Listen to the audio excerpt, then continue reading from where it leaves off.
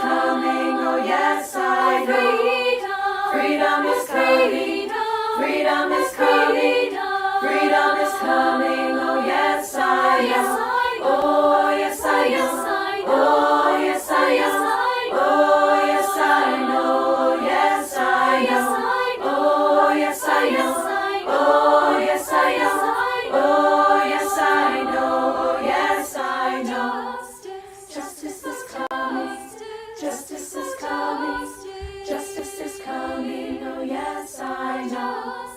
Justice is coming, justice is coming, justice is coming, oh yes I know. Oh yes I know, oh yes I know, oh yes I know, yes I know, oh yes I know, oh yes I know, oh yes I know, yes I know. Freedom is coming, freedom is coming, freedom is coming, oh yes I know. Freedom is coming, freedom is coming, freedom is coming, oh yes I know. Oh yes I know, oh yes I know, oh yes I know, oh yes I know, oh yes I know, oh yes I know, oh yes I know, oh yes I know.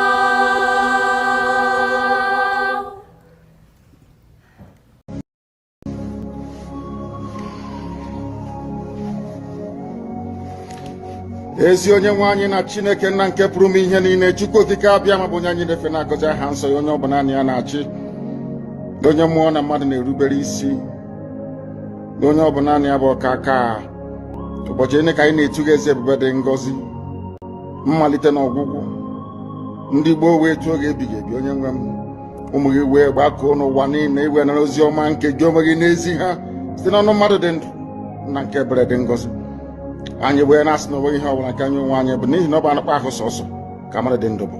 Ofu ụbọchị anyị ga-anwụ, maka na okwu nsọ gị na-adịgị ma ruo mgbe ebighị ebi, n'ihi na okwu gị niile ga-abịarịrị na mmezu. Ọbịa mere Biafra ga-eji wee bịa na mgbe nke anyị. Anyị wee na-akpọkụ uwe na-arịọ gị na-asị, lekwa ude nke anyị na-asụ n'akwa nke anyị na-ebe ka o metụta gị n'obi. Onye nwe m na Chineke nna nke igwe, biko dịka isi wee napụta ụmụ gị n'ọbụ n'Ijipt gotu ọgbe wezuga ụmụ gị bụ ndị Biafra mgbodo ekwensu bụ zuu nke mmadụ dị ndụ kere. Anyị wee na-aja gị mma, na-asị gị n'ime ọnọdụ anyị na anyị ga-ekele ha nsọ gị, wee nye gị nsọpụrụ n'ụtụ na-eji ama mgbe niile, n'ihi na anyị enweghị ichi ọzọ ewezuga gị. Anyị nwe anyị anaghị efe arụsị. Ọbịa mere iji wee na-agọzi nzọmụkwụ anyị niile. Ọbịa mere IPOB ji wee gbaa mgbọrọgwụ n'ụwa niile. Anyị anaghị atụ egwu mmadụ dị ndụ. Anyị wee na-eto gị eze ebube dị ngọzi, sị gị biko gbatara anyị ọsọ enyemaka. Ọ bụ naanị gị bụ onye anyị refe nwanyị akpụ isi ala nye ka i wee napụta ndị gị n'ọbụ nke ekwensu. Anyị wee na-enye gị ofe na nsọpụrụ na ija mma, na-asị lekwa ka ndị iro anyị niile ka kasị wee baa ha ọnụ, ha wee daa hapụ ikonye ọzọ. Obodo ekwensu bụ zu ala nwekwa n'ihi eze ebube dị ngọzi. Anyị onwe anyị bụ ụmụ gị wee na-akpọkọ ha nsọ gị, na-asị na enweghị ichi ọzọ egwezuga gị. Anyị wee na-aja gị mma, wee na-eto gị, na-asị onye kere ihe niile kere eke mana nwere onye kere na n'otuto niile na nsọpụrụ niile na ịja mma niile site n'ebighị ebi, mara onye gị ka na-arịọ gị. Ise ise ise. I think I've now come to terms with the fact that for us to have proper rapid development in Nigeria, we need to separate, we need to divide. Let the Yoruba man go their way, let the Northerners go their way, let the Easterners go their way. This thing about one Nigeria is definitely not going to work, Chacha. Wallahi. You cannot have South Africans clowning us. You cannot have Ghanaians clowning us. And now you now have Namibians clowning us. One Nigeria is definitely not going to work. You cannot have a simple argument or a debate with anybody from Africa right now and you are able to win. You speak one, they tell you electricity. You speak two, they tell you security. You cannot travel 10 kilometers without writing your will. They speak about bad roads. They've gone as low as internet. We need to divide. This thing about one Nigeria is not going to work. Having one person as a president sitting in one place called Aso Rock, deciding the fate of 300 million people, especially when you know these are the least smartest people in the country, it's not going to work. Let us bring some kind of competition within these different regions, instead of having to depend and say everything has to do with the federal government. Ordinary electricity. I was thinking this thing about electricity in Ghana was a joke, but apparently these guys are having the best type of electricity like they were in Europe. In Nigeria, you can't even boast of 24 hours electricity. In year 2026, we need to divide, man. The only war we are winning right now in Nigeria is just jollof rice. And then maybe dirty December, club in alcohol. No, we can do better. This thing about what Nigeria is 300 million people. When you look at these other countries I'm speaking about, you look at Ghana, they are not even up to 40 million. Namibia, 3 million on a good day. RCCG is bigger than Namibia. The Youth Ministry of Christ Embassy, they are bigger than Namibia. Yeah, these people, they are clowning us every single day. Nigerians cannot win one war. You cannot have a normal debate and say you are going to win. Everybody, they are clowning us. Giant of Africa, my foot. Let everybody go develop their region. Chase the Igbo man from the west. Go chase the Yoruba man from the east. Let them go back. Everybody go make your region better. Go find the Igbo man in the north. Let everybody. But depending on one president to make these things happen is definitely not going to work. We are too many. We are too populated for this whole one Nigeria affair. It's not going to work. Let us divide. I am tired. I am tired. The bare minimum. We are not even speaking about healthcare. We are not even speaking about child mortality, education. Just the basics we cannot even be proud of. Not one Nigeria, my foot. Everybody go your way. Let's do a referendum. Let the people decide. Nonsense, man. I'm tired. Thank you, Clean Cord. Thank you so much. I want to welcome everyone this afternoon. Thank God I am off today. I've been able to attend to some important things. I've gone to attend to some things that have been backlogged. So now I have chance for us to relate, and I welcome you. I know you miss Ututuoma. I'm sorry about that. I couldn't make it for Ututuoma, but right now we have Ehioma. You're all welcome. Yes, I can see already the house is filled up already. Okoro Friday, I see you. Thank you so much, Okoro Friday. My own mommy, Lola Ego Yibo. Thank you so much, mommy. I love you. Thank you so very much. Yes, Namdi Ogu. Thank you so much, Namdi. I appreciate you. Lola Ego Yibo is here. Namdi is here. And who else is here? Thank you. All right. Those are the only people that have made comments already, and I appreciate those of you that are watching right now. You know, there's a breaking news. We already saw it. I did a short recording in the midnight after our space. I did a recording and I posted it. I believe some of you may have seen it. You can watch it later if you haven't seen it. But you know, the Boko Haram spokesperson or the chairman of Boko Haram, the image maker of the Boko Haram. You know, Boko Haram have image makers in Nigeria. The Sultan of Sokoto and Sheikh Gumi. So the image maker of Boko Haram have come out to expose Nigeria. Thank you for coming in, Frank Nweke. Thank you, Don Buchi. Thank you for coming in. The image maker of Boko Haram have finally hit the nail on the head. For the very first time, Gumi will address them as terrorists. Gumi addressed them as terrorists. The National Security Advisor addressed them as his own brothers, our brothers. Gumi knows that they are brothers, but for the first time, he admits that they are terrorists, and not that they are terrorists to be exterminated, but just to let you know that the Nigerian government knows them, knows where they are, knows their address, knows everything about them. And now the topic I have before me is, now that we know that Nigeria knows everything about this Boko Haram and all these terrorists, what next? What are we waiting for? Now that we know, thank you for joining me, beloved Celestine. Thank you so much, Helen Peters. Thank you, my dearest. Now that we know that Nigeria knows everything about the terrorists, they know where the terrorists are. Now that we know, what next? What? So many things are open now.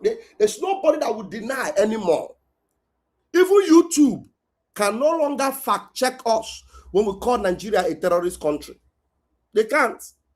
Because we have seen even recently with the war between America and Iran right now, and everybody knows that Iran are the global sponsor of terrorism, sponsor of Hamas, sponsor of Hezbollah, and as Iran is receiving it hot,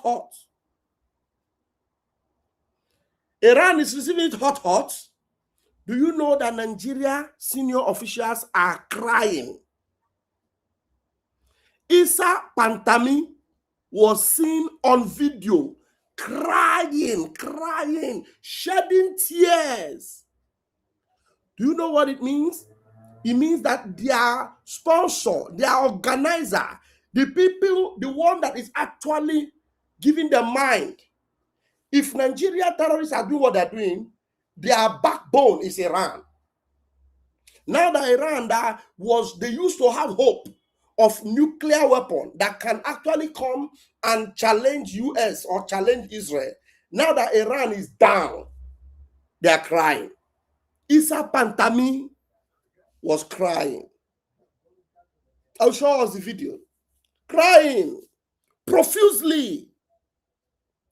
Now, does it not shock you that all the people that are trapped, kidnapped right now, that are in the den of the terrorists, Nigeria government know the people that kidnapped them. They know them. And they do not want to go after them. Rather, they are appeasing them, they are giving them money and encouraging them. They know them. Gumi has said it. Hey, now the rest of the world that want to fight terrorism, those of you that do not want to support terrorism, those of you that want to eliminate terrorism in the world, after Iran, the next headquarter of terrorism is Nigeria. And the Nigerian government are aware of them. They are in bed with them. I don't want to speak too much. I'll be showing you the evidence. And again, there is a video that came out yesterday, which Don Azar analyzed it so much. Maybe we will listen to Don Azar's analysis of the program and plan of Tinubu, the program, the agenda of Tinubu. We'll play that one. That will be what I will use to end this program. But meanwhile, you need to know that this is an open mic. So I'm going to be putting link.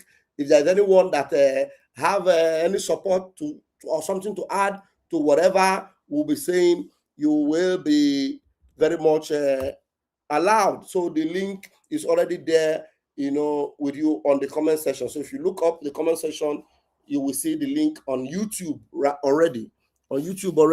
And I think it has also gone to Facebook. So you will see it there already. So without wasting further time, let me bring you that video, which I already know you have seen. But for the purpose of analysis, let us bring it, and then we'll bring up other videos. This thing is getting very interesting because, Mazen Namdekano knowledge about all this. Mazen Namdekano knew that it will get to this point. That is why he was not bothered when he tell you that I am fighting for the freedom of my people. And it is my right to fight for it. Because Nigeria is a terrorist country. He will never allow Nigeria to destroy his people. As he dey pain them, it dey sweet us. Yes, I know they say as he dey pain them, it dey sweet us. Yes. Now come and see this.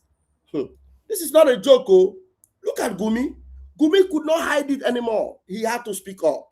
Or what are they trying to do? Are they trying to now hang it on the neck of Tinubu? Tinubu, you see yourself? Now they want to hang it on the neck of Tinubu. Now, if the Nigeria government were giving excuses before, there's no way they can give excuses anymore. Because this man is the man that have been going to speak on their behalf to the terrorists. Now he has told you that the Nigerian government know them very well. So that means if Nigerian government are giving excuse, you ask them, Shebi Gumi is there. This is the reason why people have been saying, why is Gumi moving free? What is Gumi doing? Why are they not arresting Gumi? No, they don't even need to arrest Gumi. They need to take him, and make sure that everyone they know will be taken care of. All of them. All of them. Pronto? Pronto? Aspetta. Pronto? Neuropsichiatria infantile, ospedale Maria Vittoria. Ah, ok, sì. Buongiorno. Buongiorno. Il papà di Federico?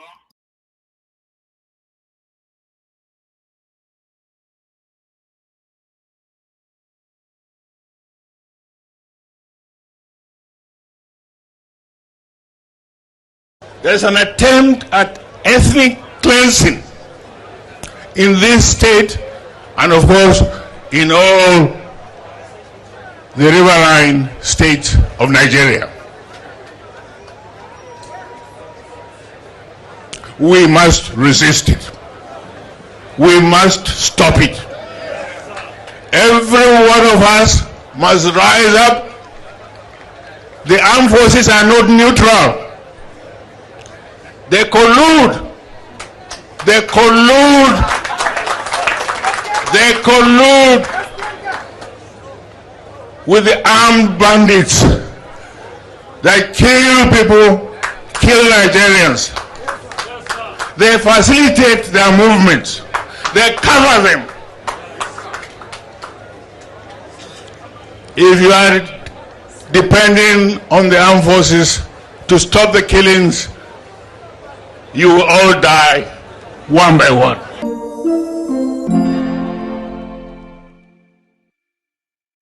There's an attempt at ethnic cleansing in this state and, of course, in all the riverine states of Nigeria. We must resist it. We must stop it. Every one of us must rise up. The armed forces are not neutral.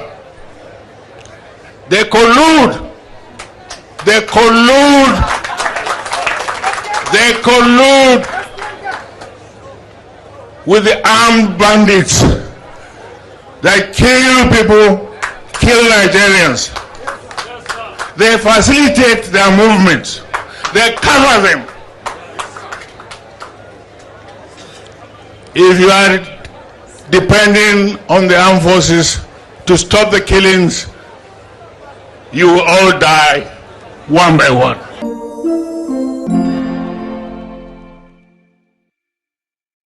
There's an attempt at ethnic cleansing in this state and, of course, in all the riverine states of Nigeria. We must resist it. We must stop it. Every one of us must rise up.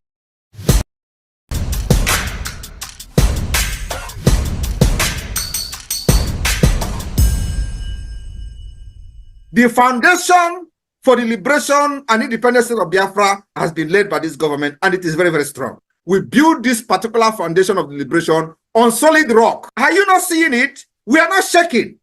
I am standing very, very strong, making sure that I'm taking the bullet that they are firing at Biafra people, because their target is you. They believe that once they take Mazi Nnamdi Kanu out of the way, they will come for all of you. That is exactly what is happening in other parts of Nigeria, because nobody is there to stand on the way for them. And they are annihilating people, killing them, sending them to IDP camp. I told them, you see this face, okay, deceive them very well. To deceive you. The momentum of the Biafra liberation today have necessitated all the discussion you see. Everybody is talking. Release Mazi Nnamdi Kanu. Why are they keeping him? Some of them claim that he was not fighting the way I'm fighting, but you kidnap him. Some of them are now addressing him as a gentleman, but you went and kidnapped a gentleman. They say, oh, he's more reasonable. He's not, but you kidnapped him. What were you thinking? All of them contributed money. When Mazi Nnamdi Kanu was speaking, it was their headache. They couldn't sleep every day. Oh, Mazi Nnamdi Kanu, he's destroying Ali Igbo. Oh, Mazi Nnamdi Kanu, he's doing this, he's doing that. Today, Mazi Nnamdi Kanu is no longer destroying Ali Igbo. Mazi Nnamdi Kanu is no longer causing problem. Mazi Nnamdi Kanu is no longer is the good man. He's the only man now that is very reasonable.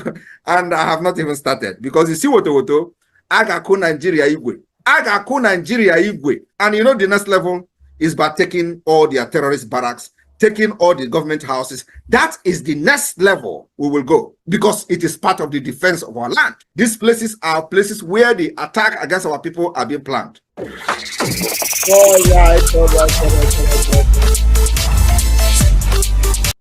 All right, thank you very much. I'm sorry I had a call to attend for my boy from his teachers. So I'm sorry about that. Thank you very much. I had to keep you busy with those messages. Now that we know all these things, what are we supposed to expect from the rest of the world? Those that have been hearing our cries since, those that have been supporting Nigeria against us, what are you going to be expecting from them? Let us listen to Gumi. Well, sir. Well, a lot of people have seen you in clips and pictures with this terrorist, where you know where they are. We've communicated with them. You've even as far as negotiating with them.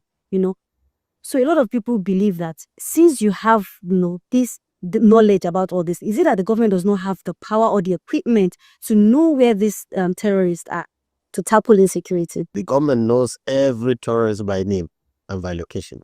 Hey, did you hear that? The government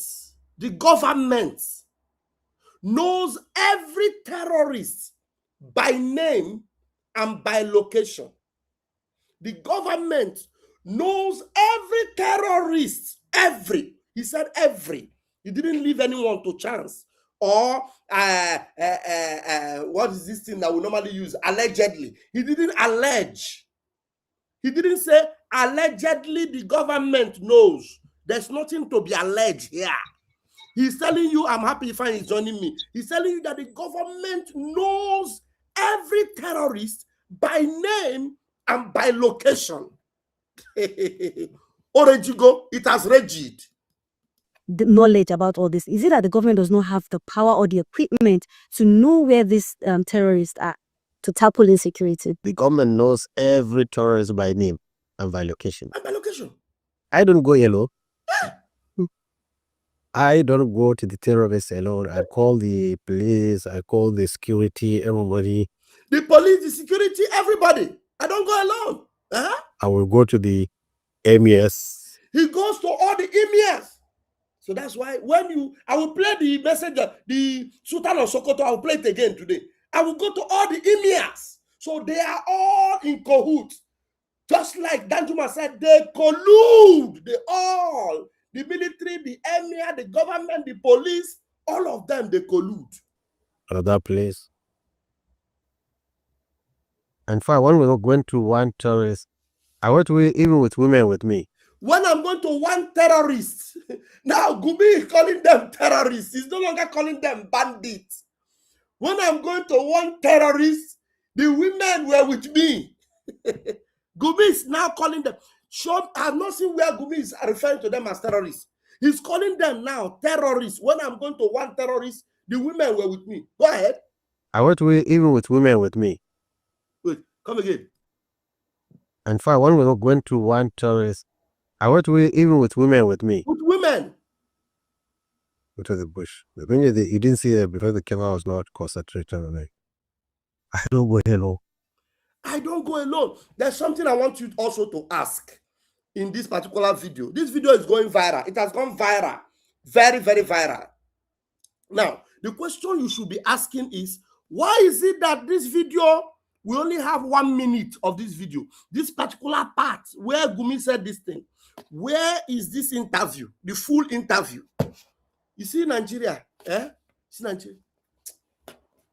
Now, some of these people, they have seen that Tinubu is not, the way they want to grab this power and have Fulani in charge. Now Yoruba is in charge. And Yoruba that is in charge, they are Muslim. The Yoruba that is in charge, Muslim, they're not concerned. Even if you like, let Sharia take over. They don't concern. But the other Muslim of Fulani are not happy that the Muslim of Yoruba are in charge. So now they had this interview. I don't know where the full I'm still looking online to see the full interview. I didn't see this full interview. We only have 1 minute of Gumi in this interview that is going viral. Which media house is this? Where is the full interview?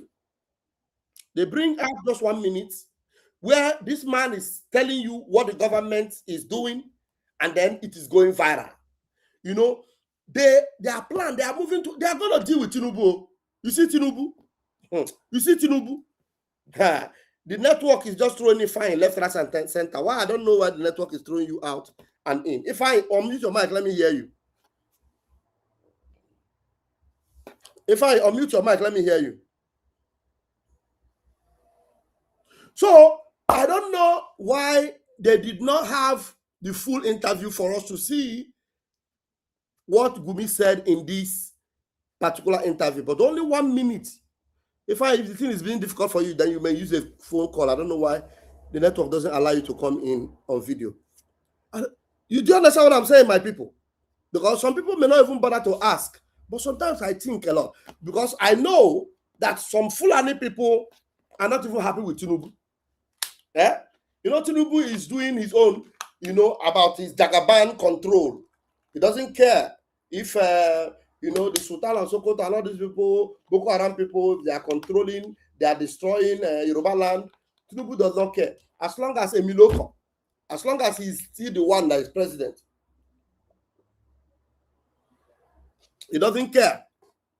Tinubu does not care. He wants to remain in charge.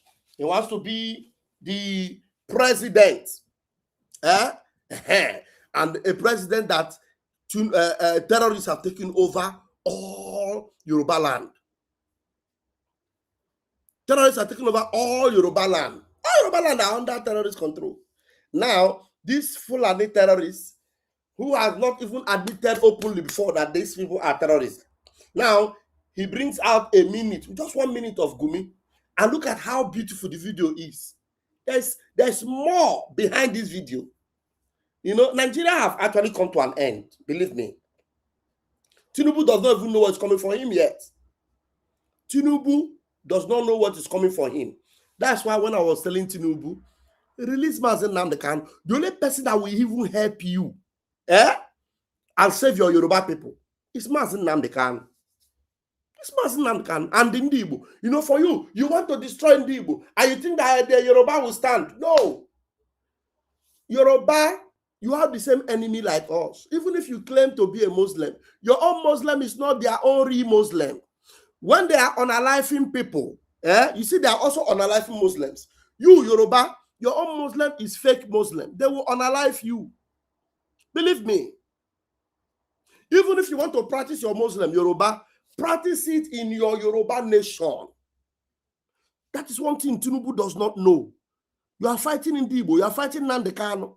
You don't know that by the time these people, they ransack everywhere and they conclude on what they are doing, you will run. And Yoruba land will not belong to Fulani. So, of what use is your presidency if your whole land have fallen into the hand of Fulani? Look at this man, whom you cannot even arrest him. He now brings a video out. He's telling the whole world that you know where all the terrorists are. And he's saying it on air. He said, you know them by name and location. This same man that recently was complaining that Donald Trump has strike terrorists. You shouldn't strike them. Let me take this caller. Are they done now? Ndewo, I greet you. Mazi, you know why the video is not full, right? The person that interviewing the guy is a Muslim, Islam. You see the woman that the girl that interviewing the man. Yeah, it's a Muslim Fulani television, man. So the one where they want, they will show you. You understand? Yeah. And again, Mazi, stop. The one where they want they show us, and they show us the one when we say he actually exposed Nigeria. Yeah. So what I'm seeing, the way I'm thinking is not the way you are thinking now. The way I'm thinking is, why did they show us that part where it's exposing Nigeria for the whole world to know that Nigeria know where the terrorists are? They know them by name and address. In fact, for the first time, Gumi is being very explicit, and this thing is going viral.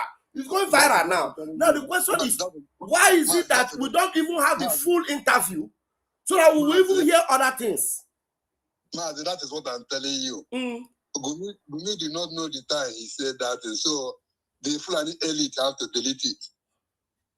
Okay. Because we don't want people to know the secret. They have to delete it and bring only this one. You understand? And again, Mazi, stop talking to Yoruba people. I'm sorry to say this, stop talking to them. You know why? Why? Right? People who never fought war, we never understand. Allow them, make Fulani kill them before they wake up. But there are some good Yoruba people. We have Yoruba friends, so it does not matter. They are not waking up. yeah. Is it not something? How about the one that decided to wake up? The one that decided to wake up and wait 1 minute. Wait. The one that decided to wake up and align with us. We will not tell them to go away. Like we have a personal brother that's always watching our program here, and he's always with us on the space. His name is Plan B. He's a Yoruba guy. You're not saying that we are going to chase these people out to understand what I mean. I'm not saying that I know that there's a brilliant Yoruba people, understand me. You know, why I'm saying this is because if you come to Yoruba land now, 80% it doesn't care. You understand? And the same majority carry the vote.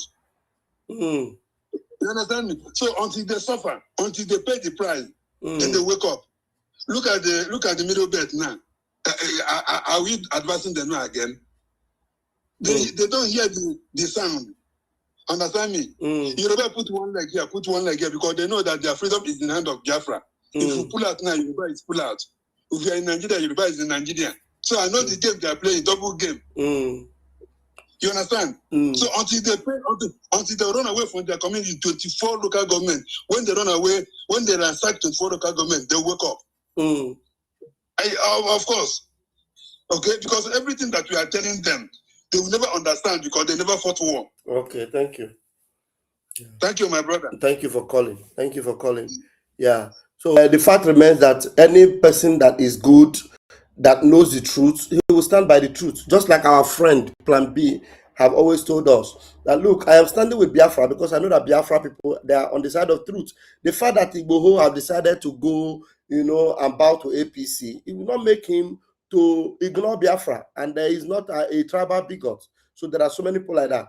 So, and I want to respect that, and I think that's why I said we should not generalize when we are calling Yoruba people, and then there are some of them that would actually be, good. But those of them that are good, when we are talking about Yoruba, you have to have it at the back of your mind that we are not actually generalizing.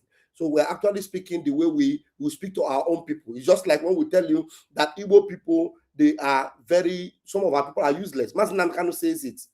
You understand? When Mazi Nnamdi Kanu is even talking about Sabo, the people that he criticized more as Sabo are Igbo Sabo. He said that there are Sabos everywhere. But Igbo Sabo, he said that Igbo Sabo are spiritual saboteurs. Their own is worse. So you can now see. So don't think that we are pampering our own and then we are attacking you. Also understand us that way. So when we're addressing Yoruba, I want you to understand what my brother Ifan is saying. When Ifan is saying don't talk to Yoruba people, he doesn't condemn all Yoruba.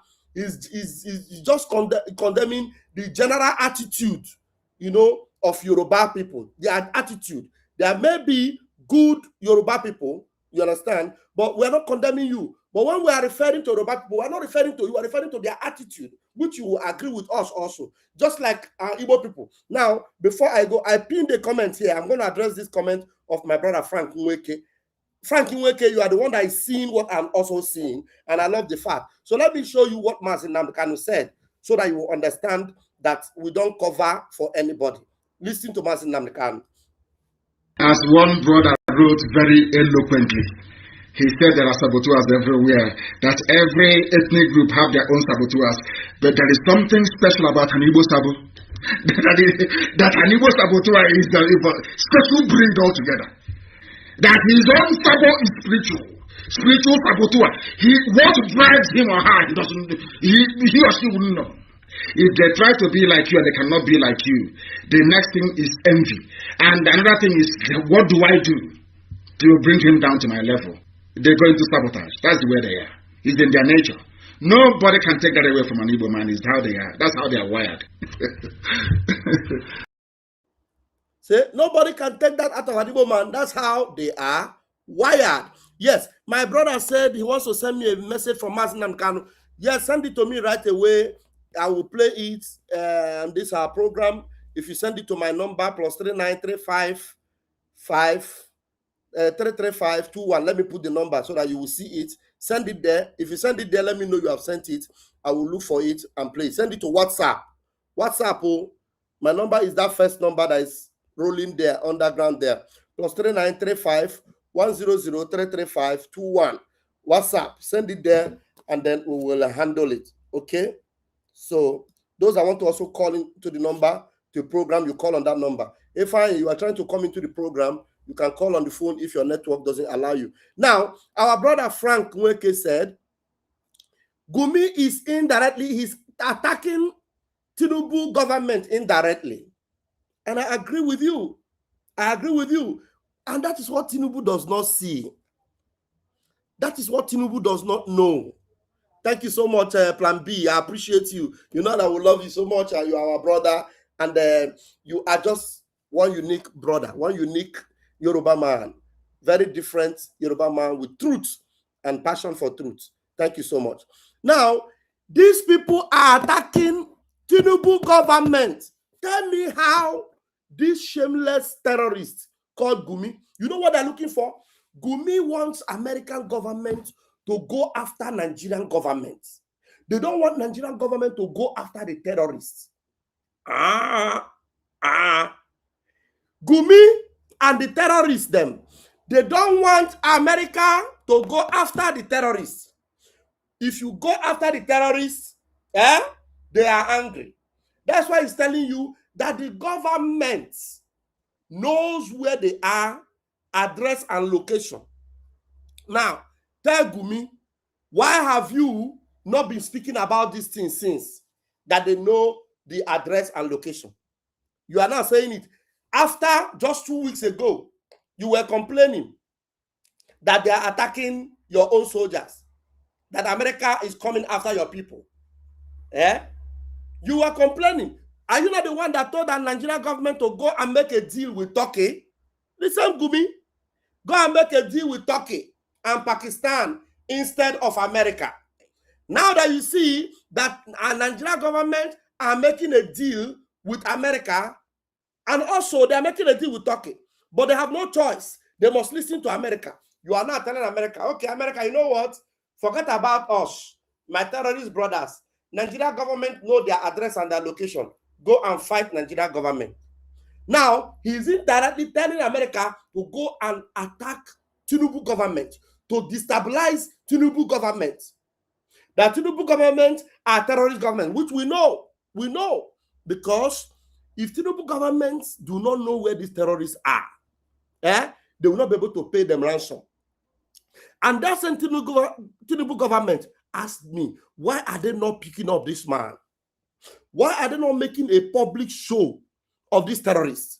Why are they ignoring the terrorists and arranging their armies to go into Biafra land? I saw a video, which we have always been seeing, of Nigeria army destroying houses in Biafra land with bulldozer. They are using bulldozer to bulldoze houses of people, civilians, in Biafra land. Meanwhile, terrorists and their address and location in the north are known by Gumi and Nigeria government. So Gumi wants to distract the attention of the world and say, go and fight Nigerian government. They have the address and location. Don't fight the terrorists. When you meet them, they will know. Now, tell me, Gumi that knows this address, why is he not releasing this address to American government?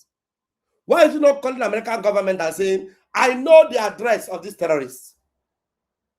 I will send them to you. Strike them.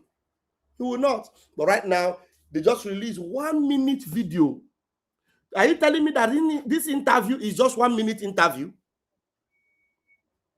Are you telling me, Gumi, that this your interview with your microphone and that very fine studio is just 1 minute? Just 1 minute. This particular 1 minute we are listening to.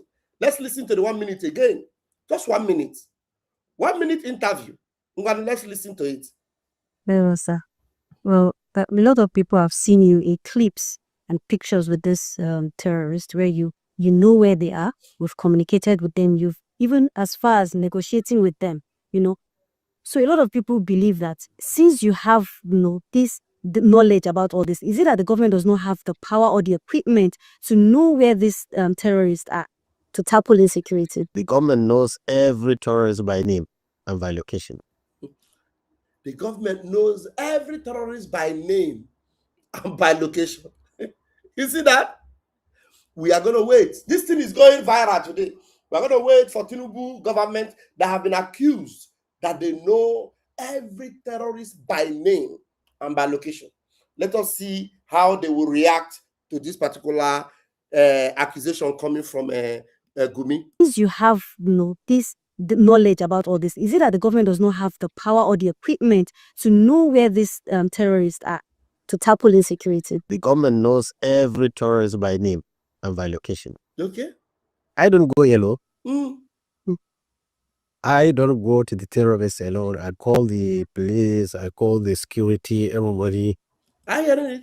Where in this world have you... Okay, if I is calling. Where in this world have you ever heard that somebody is proud telling you that he goes to terrorists? If I, let's hear you.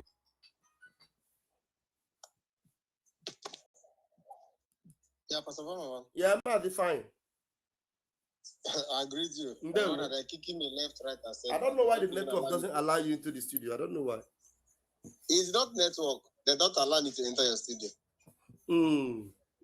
The same way they have blocked, destroying my Twitter. So they are fighting me all over here. They have destroyed everything. Anyway, you're welcome. Thank God, at least we can hear your voice now. Yeah, Pastor Vam. My brother. Is there something that this man is not telling us? That one now, you don't hear that now. Because me, my own surprise, number one, is this interview cannot be 1 minute interview. This interview must be a long interview, except they just did it for a purpose and release it. And the way he released it, he is very blunt in the face of Tinubu. Ask me, why are they doing this now? I'm not interested in Tinubu government. Let it fall down. All of them are terrorists. But these people, they want to shoot the attention of the whole world so that they will not be going after Nigerian government instead of going after the terrorists and destroying them completely. You understand what I mean? Pastor Van. Yeah, Pastor Van. There is something in this small clip that these people brought out. Because number one, this is not the full interview, because there is never an interview that lasts only 1 minute. Okay. Do you understand? This is not the full interview. They purposely bring this one out. And mind you that the channel that interviewed him is an Islamic channel. That is number one. Then number two, to my own understanding and my own observation, one thing I come to understand in this interview, number one, is this. Gumi and his terrorist sponsor, they know that America is coming for them. Yes. Now they want to implicate everybody. Thank you. So that is what this interview means. Gumi want to implicate every single human being. Since you people want to kill the people that we have brought in to conquer a country and they hand it over to us for us to run it the way we wish. And you people are making deal with America, which America eyes is already in Nigeria. Now we are going to implicate everybody. Okay. Not only us that they are going to arrest. They are going to arrest me. They will arrest Tinubu. Everybody must go down. Let me tell you. So, yesterday I got an intel. As me and you are talking now, the Sultan of Sokoto is in Imo State. Yes. I watched the program. It's quite unfortunate that I couldn't make it on Twitter, because even I don't even see anything again. I just started to follow people newly, understand? And it was already late. So for Sultan of Sokoto to run to Imo State, could you imagine Sultan of Sokoto running to Imo State to go and hide? Now this one is coming out to tell you that the Nigerian government know the terrorists by name, all the terrorists by name, and they know all their location. What does that mean? US, if you people are trying to fight our men, know you that the people that are sending them are Tinubu with his cohorts. That is what he means. So you shouldn't go only. And this is the first time Gumi opened his mouth, agree that these people are terrorists. That's the first time. I've never heard it before. He will call them, they are also human beings, they are our brothers, they are just fighting for something, they are hungry, they need money. He never called them terrorists before, but for the first time he called them terrorists.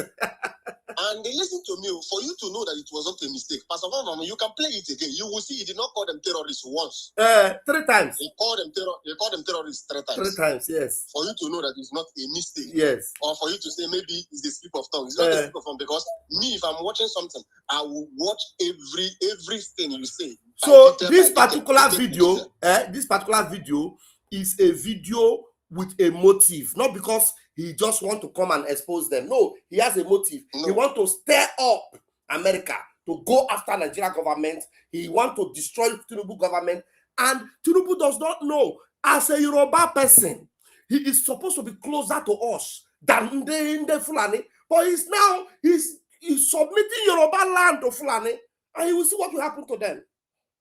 Pastor Van, one thing I want you to know is this. The prophecy of Mazen Namdekan must surely come to pass. That's number one. Yes. Because Mazen Namdekan told you that Tinubu is the second Afonja. That is the modern Afonja in Yoruba land. That he is going to use Yoruba people as a bait for him to grab power. And that's exactly what he did. Yes. And even if you kill all the Yoruba people, he doesn't care. Is he not one of the Yoruba clerics that come out and tweeted on a Twitter handle and say that it's better that Fulani people kill them and for them to remain in power than for an Igbo man to become a president. But the one thing that Yoruba people fail to understand is this: that Igbo man is not looking for presidency. The only Igbo man that is looking for presidency is those hungry people that are wear belly face. Yes. Stomach infrastructure. Stomach infrastructure. That is the people that are looking for the presidency. Our PM doesn't need presidency at all.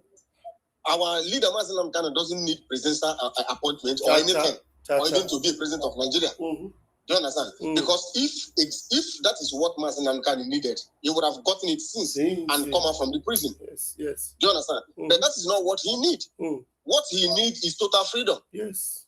Do you understand? Yes. So Gumi and the rest of them, they know that America is coming. If you watch what is going on now, even the terrorists on the ground, everything they are doing, they are intensifying everything they are doing. They are intensifying the attack.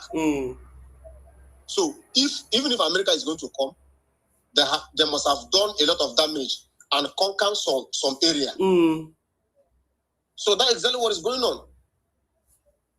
Do you understand? So this video you are playing now is a deliberate video. Yes. You think Gumi is stupid? No, he knows what he's doing. He knows what he's doing. No, Gumi is not stupid, Pastor Mama. He knows exactly what he's doing. Yes. Gumi doesn't want to go down alone. Yeah. None of them want to go down alone. They know America is coming. And Gumi is hiding, Gumi, where he is, nobody knows. Even Nigeria government, I don't think they know his location now. The guy is hiding. Just the same way Susan Sokoto is hiding. Gumi is also hiding. Not only Gumi, so many of them are hiding. Understand? So many of them are hiding. Okay, look at Pantami. What is it called? Let me show you Pantami now. Pantami is crying. I don't know whether you have seen Pantami. Yes, I saw. Pantami was crying on the back one. Look at him now. Serious crying. Serious.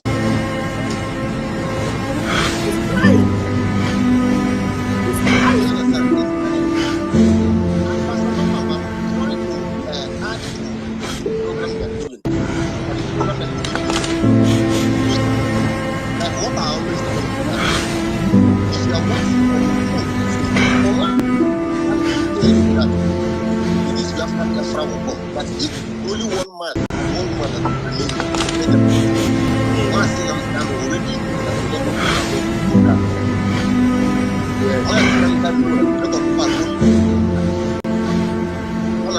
because of ignorance. Do you understand? He know all these things. And I want our people to know one thing. Freedom comes with price. And price of freedom is huge. Iranian people have already paid their own price. Yes. We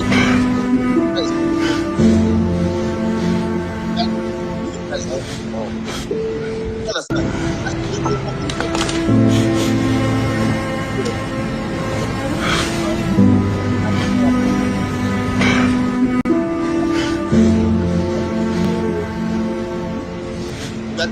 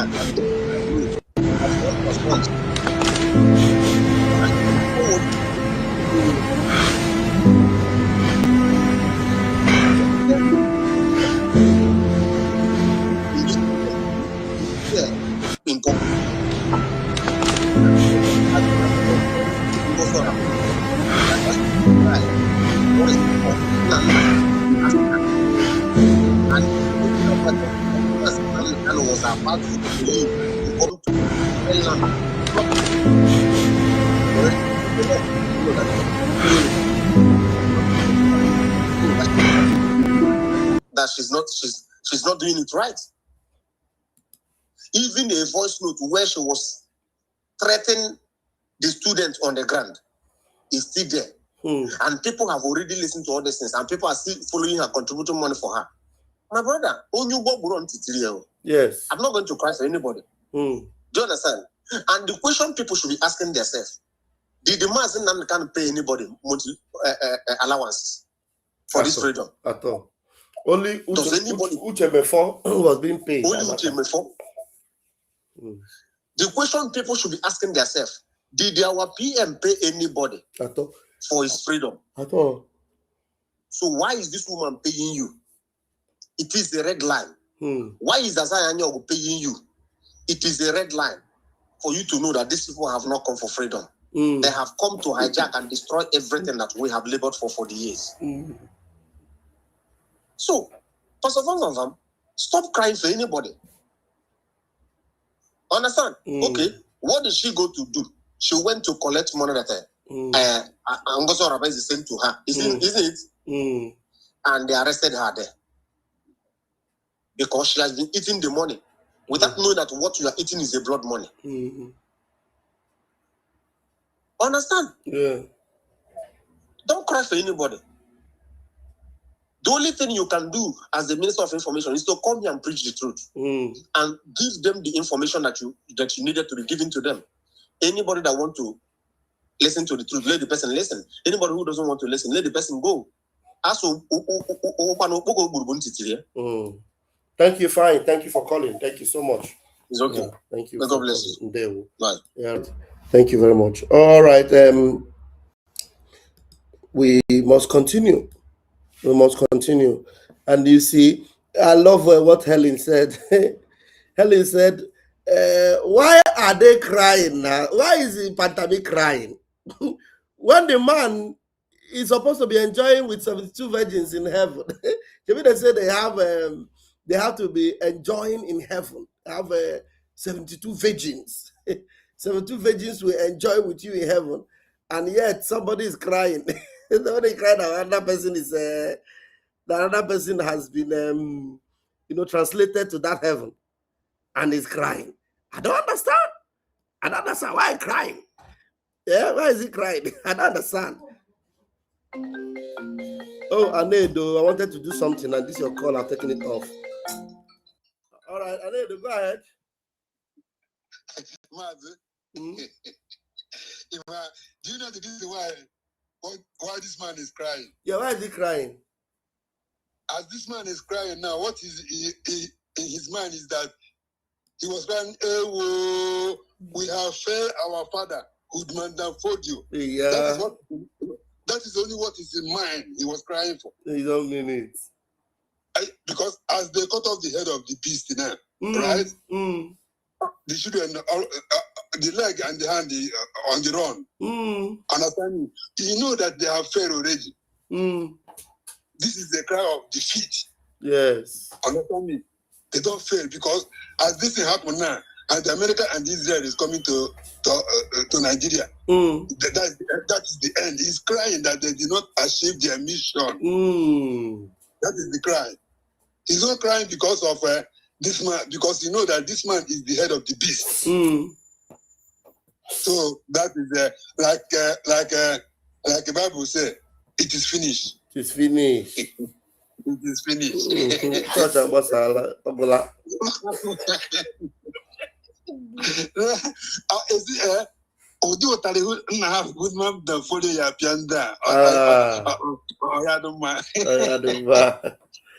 Thank you, my brother.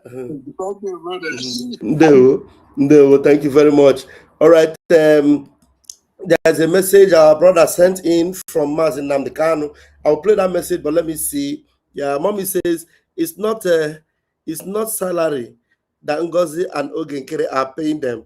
It is bribery of different kind. Yes, bribery of different kind. Yes, and it's good that mommy you put that set that record straight. Ngozi is bribing people. Do you know? I saw a post from Arabu Fulani. He had appointed the daughter. The Fulani daughter. If you see the daughter, you don't know that daughter is Fulani Pekin. The Fulani, the daughter that she fathered for a Fulani, she mothered for a Fulani man. She put the lady in charge of health.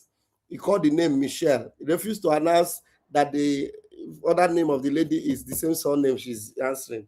Yes, and the funny thing is that Ngozi doesn't have anything to offer anymore. Ngozi have no ground anymore. Yeah. She has no ground anymore. So if she let her appoint all her grandchildren anywhere, Ngozi is gone. Ngozi is gone. I'm going to bring very important analysis from Don Azar. But before then, let us see some updates that we have here. Let us see some updates that we have here. Yeah, Peter. Wow. How many of you know that this my sister brought this thing? Now, I never knew Biafra land, the way they said that our land is a land that flow with milk and honey. My people. Do you know, I never knew that Biafra land is producing apple. Apple in Biafra land. This our sister is in Aba in Biafra land, though. You know, she's in Aba. Come and see apple that came out from Biafra land. I was just coming back and I bought this apple. This local apple. Also on our Igbo, it's only in Igbo land that you see apple that is as fresh.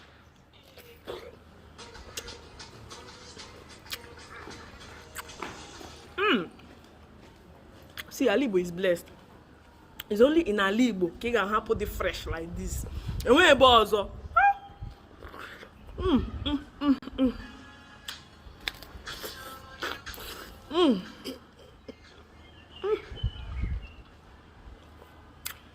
a babe and more. I was just coming back. And our land is a land that flow with milk and honey. That's why they are fighting to destroy our land. Look at that apple in Biafra land. Apple in Biafra land. This apple, this local apple.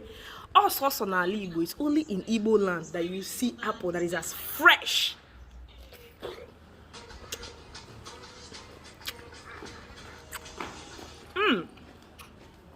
See, Alibo is blessed. It's only in Alibo you can apple the fresh like this. And when you also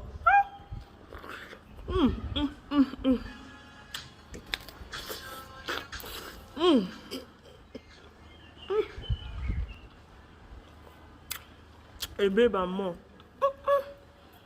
I was just Alibo is blessed. So look at the blessing of our land. No wonder they are fighting to take over our land, and then we say no, it's not possible.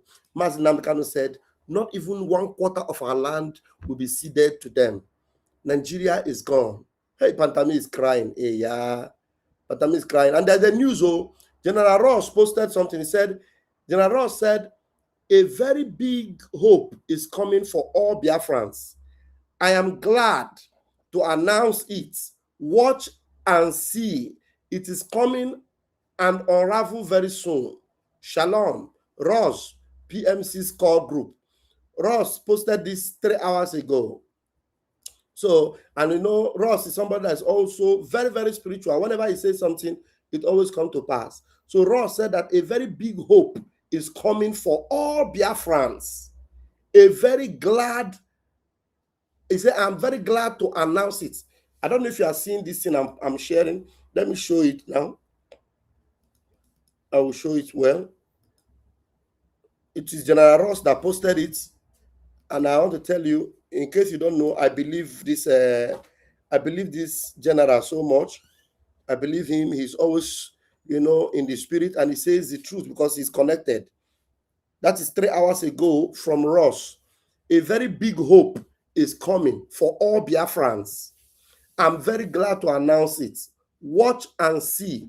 It's coming and unravel very soon. Shalom. Ross, PMC's core group. That's General Ross's group. So you need to see that. And then, how many of you remember this guy that is the youth copper that was kidnapped? They are still showing the video of this man. But it is simple. Now that we know that, okay, let us listen to what English Alahaji said here. When you call them, English Alahaji. Now that we know that the government and the Gumi knows where these terrorists are. So why is this man still in captivity? Why have they not gone to rescue him? The family members have already brought 10 million.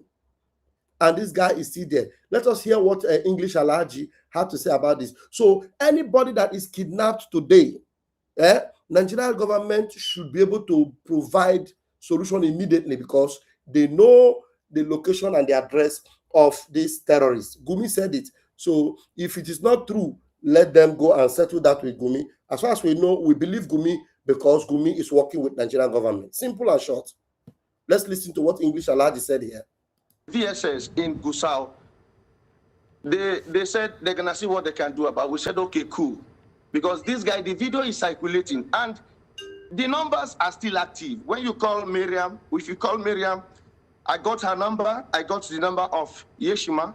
When you call them, the bandits will pick. They will pick. They pick the cause of these people. And you're going to hear, like the next thing they give the phone to the girl, you hear the girl crying and begging. I don't want to, please help me. I don't want to be unalived by these people. Please help me. And the cry alone from these people is going to break you, no matter how strong you are. Like, I'm just trying to be strong, like, for my own self. I've been trying to be, because seriously, like, I don't know the state of the state of mind my head is right now. You're taking in a lot. So you go to the DSS, you report a case of this nature to the DSS, and you're expecting the DSS to swing into action immediately because these people can be traceable. They can be traceable. The place where these people are, I can tell you for free, that there is a military checkpoint before where these people are, and after where these people are. Like, you get to Gidan Kano. Before you get to Gidan Kano, there's a military checkpoint there. And there's a military checkpoint after the Gidan Kano. And this is where these people are. Okay. So I don't want to believe that these people cannot be traced. There's a military checkpoint there. You can stand in that military checkpoint. When you stand there, you're going to see this forest. You're going to see them there. These guys established 3 gates. They established 3 gates there. When you come to the first gate, they search you thoroughly to make sure that you don't have anything on you. You get to the second gate, they search you again to make sure that you don't have anything on before you get to the third gate. And when you see these people, you think that they are Nigerian army. They are fully dressed with everything. Like, I don't understand what's going on in this country right now, because you can't tell me that these guys are far away from us. They are within, they are here. They are on social media. They are using social media. One of them had to confirm. They told the lady that went to give them the money that they know me. They know me, they monitor me, they're after me.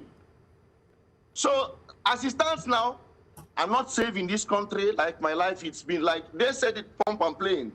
And you have the GSS, you have the most annoying part is that checkpoint. I don't know what that checkpoint is doing there. You can't tell me that you have a checkpoint before these guys, and you still have a checkpoint after these guys, and these guys cannot be tracked. Go to Gidan Kano in Gus, it's there. Everybody knows this place I'm talking about. This is where these people are. They are in Gidan Kano there. That's where the video came out from. The video came out from Gidan Kano. Miriam is there, Abba is there, Yeshima is there.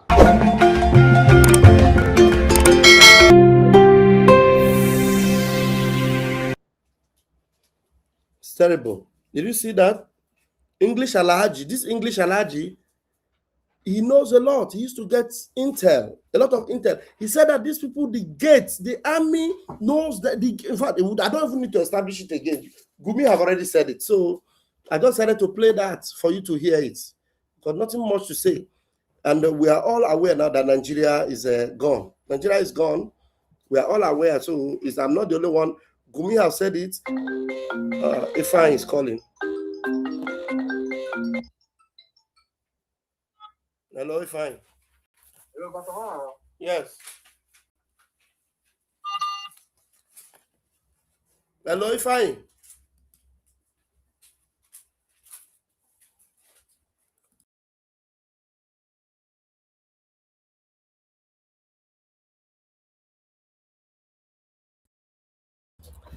All right, I don't know what happened to Ifeanyi there. His line call went down. You can see it.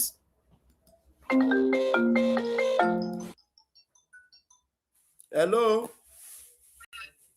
Yeah, Pastor. Yeah. You know that all the contribution I contributed in your program, it did not play. It did not play? Yes, because you were playing that Pantami where he was crying. Okay, as Pantami was crying, I noticed it. You know, it was not for long. Yeah. Some of the part of the contribution was affected because I didn't know that Pantami voice took over it. Yeah. Yeah, but the point you made was already, your line is even cracking. It's okay. Maybe it's my network. Yeah, but the point you made was from the beginning. We heard you. It was when I was not showing that Pantami. If somebody now made a comment, I saw it. I immediately stopped the Pantami. It's terrible. Anyway, is there something you said that you wanted to repeat so that people will hear it?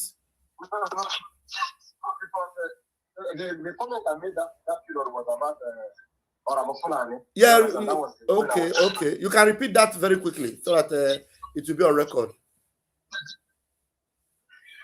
No, the comment I made there is this, because I don't see the reason why people should be listening to that woman. You understand? Because as the only one that woman have done a lot of pain in this liberation with her. You don't need a soothsayer to tell you that woman is a sabo, that is a Nigerian agent. Yeah. Now, do you need any soothsayer to know that Zayanyago is a Nigerian agent as well? In fact, that one is a criminal. He's a common criminal. Do you understand? And I want our people to know one thing. Ngozi is Ogenkere, and Ogenkere is Ngozi. Two of them, they are not quarreling. VSS in Gusau. That's one thing people need to understand. And I want our people I want you to know what in Pasavama. The people that are following Ngozi Orabez and Ogenkere, the question they should ask themselves is this: does a freedom fighter receive a salary? No, yeah. Okay, you said that before. Somebody told us.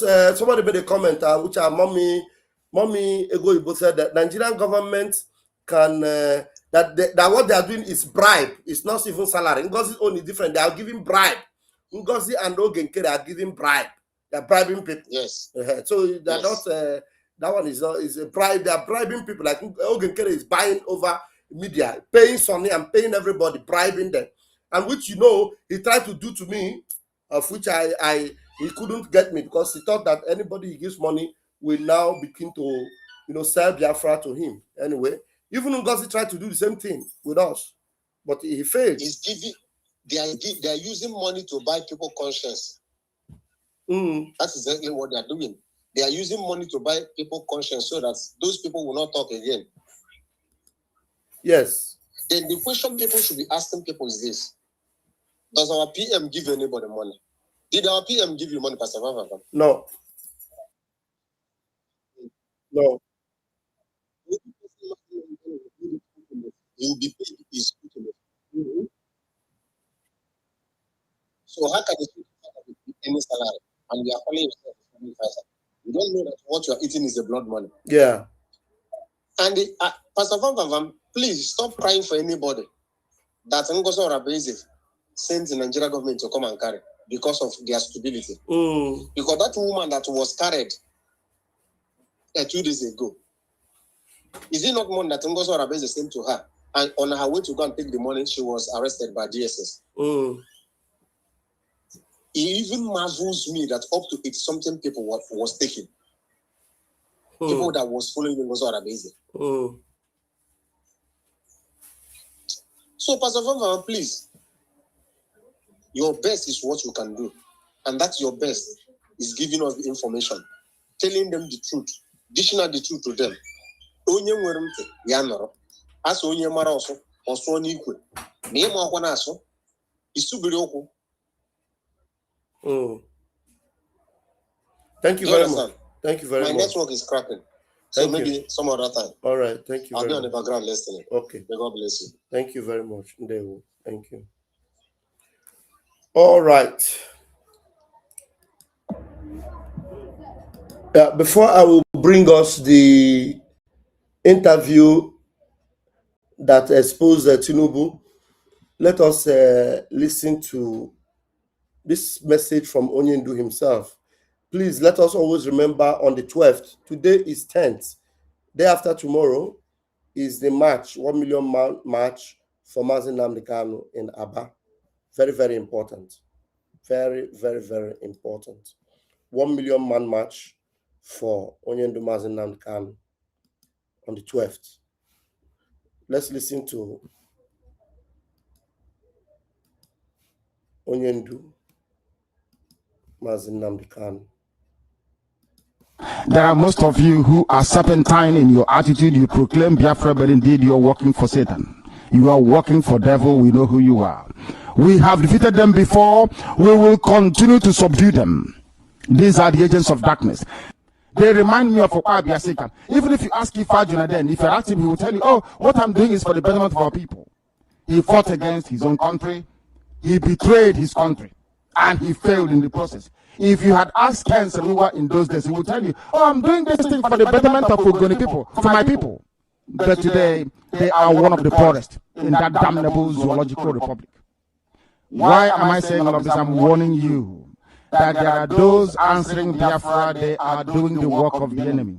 Awasa have sent them. Some of you are so gullible and so stupid. You are blinded by jealousy, envy, and greed that you cannot see very clearly. But here will let you see very, very clearly. These people will come and tell you we are doing Biafra, as if advocated. But none of them can proclaim, none of them can declare with any degree of certainty their ordination by heaven. Our own is recorded in diary. How we came to do what we are doing today. Beyond every conceivable doubt, I can prove it to you that Chukwu Okike Abiyama asked us to come.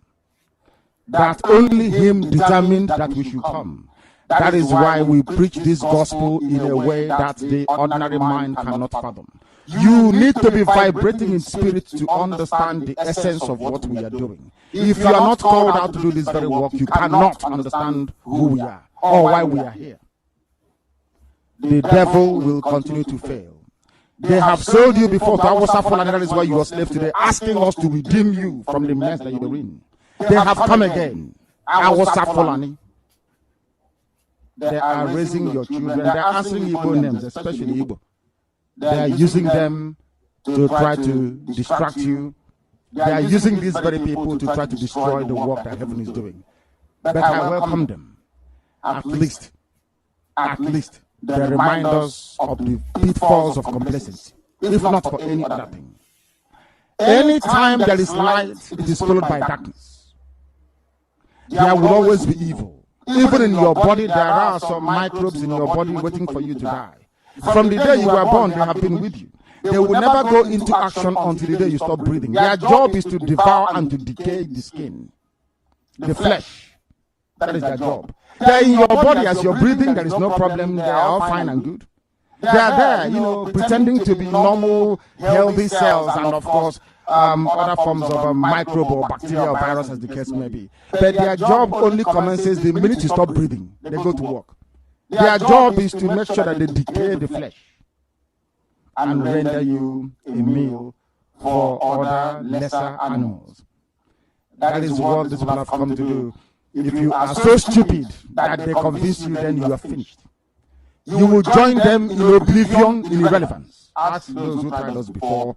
Today they are insignificant. Totally insignificant. Greed, envy, and jealousy are part of the three deadly sins that you could abhor. You possess them, you can never progress. Ask any certain in life. We are telling you this very evening because we are entering a very critical phase of our work. Our work is unending, it is continuous, we are relentless, we are formidable. Nothing is going to stop us. It is inconceivable. Doesn't matter how you falsify census figures. It doesn't matter how you manipulate the wish of the people. We speak the truth. Because the world will know that this is Radio Biafra. We are not like any other radio station. We are exceptional. This is Radio Biafra. We don't have sister station. We don't have brother station. Do you know the reason why? Because our Fulani is clever. They are being advised by our mortal enemies. They know who they are. To confuse as many of you stupid idiots. Did you hear what Master Namdekanu said? We don't have sister stations. We don't have brother stations. How many of you remember when Ngozi Oronboeze will always say, our sister country, Nigeria, our sister country. If you remember, you have heard it from Ngozi. Write it on the comment section. Our sister country, our sister country. Master Namdekanu did not even need to waste time to hear her before he said, who is this mad woman? Where is this mad woman? Okay, get it on the same thing. Shameless people. It's just Master Namdekanu is just like he's talking to people like them right now. People that there's no seed of Biafra in them. There's no Biafra in them. Fulani, sister nation. In this sister nation. This is Radio Biafra. We are not like any other radio station. We are exceptional. This is Radio Biafra. We don't have sister station.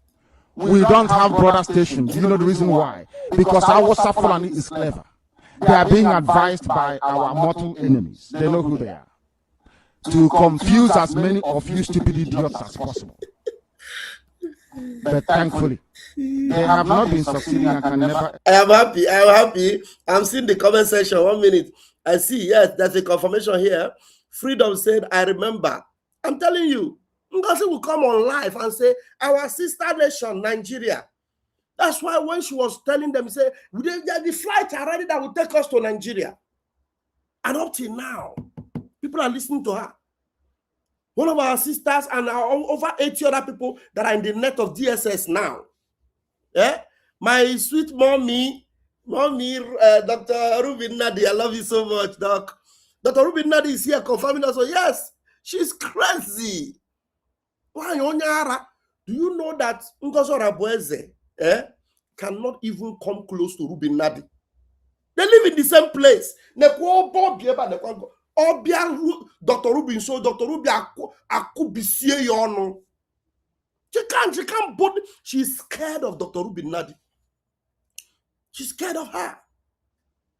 Because she knows that Dr. Ruby Nadi is full of Biafra light. Only the light of Biafra, Ngozi will go to fight that person.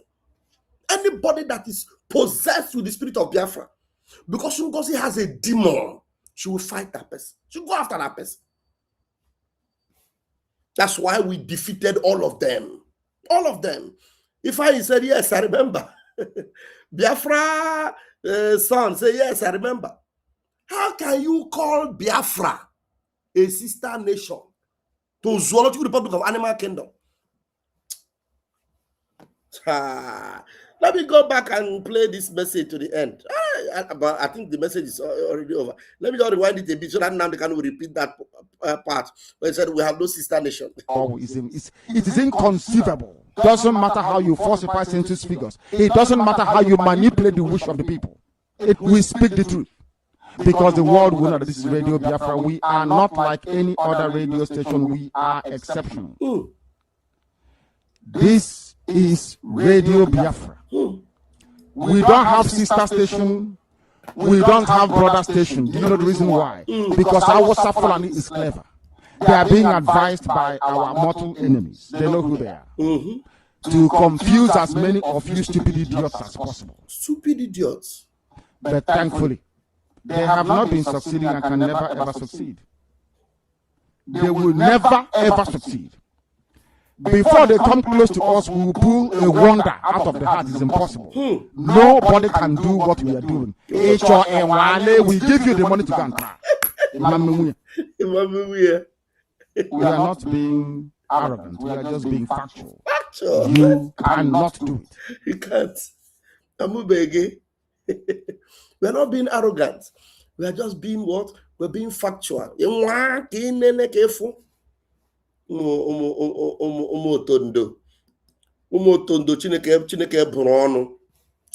Yes, that's it from me here. And except there are other updates, I think we not need to go to the analysis of Don Azar.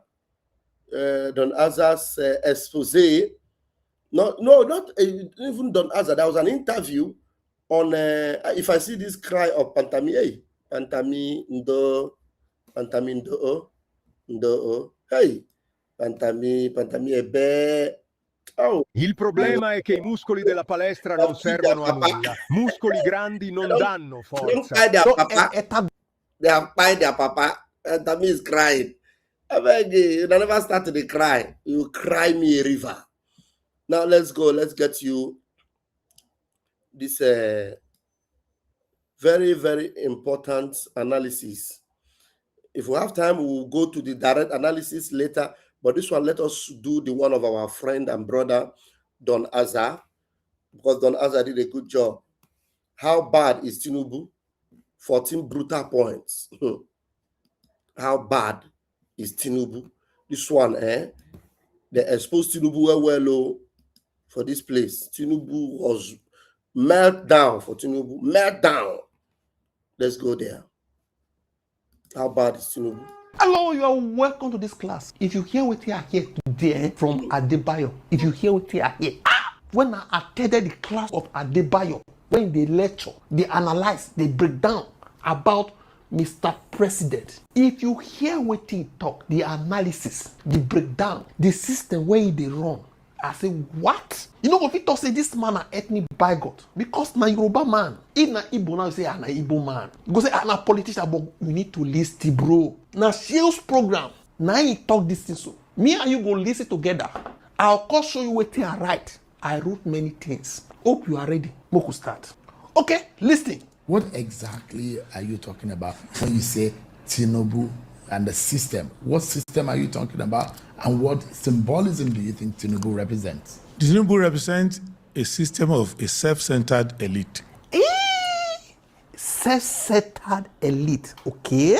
Who want to replace the colonial masters.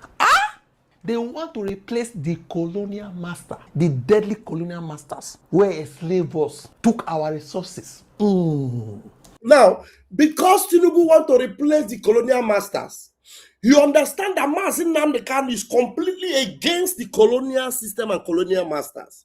That's why even Tinubu is finding it difficult to obey a simple instruction. Release Mazin Nnamdi Kanu. That's why Tinubu is finding it difficult to even listen to Igwe Lawrence, who told him, if you don't need Nnamdi Kanu in your country, send him back to Kenya where they pick him from. Tinubu have his own hidden and wicked agenda. That's why all of them will be busted from A to Z. Busted, all of them. They want to replace the colonial masters. Yes. The colonial masters. They want to replace the colonial master, the deadly colonial masters, who enslaved us, took our resources. And who believe that the resources of the community, of the country belongs to them. They believe the resources of the people belong to few of them. The resources of the people. And who believe that in trading favors among themselves, they can form an invisible queue. Trading favors among themselves, they can form invisible queue. Trading favors among themselves. That's where you will now see cover me, make I cover you. We are corrupt. Oh, cover me, make I cover you. Tinubu is corrupt. And now, even those that criticized him before, he will bring them and put them in power. He doesn't care.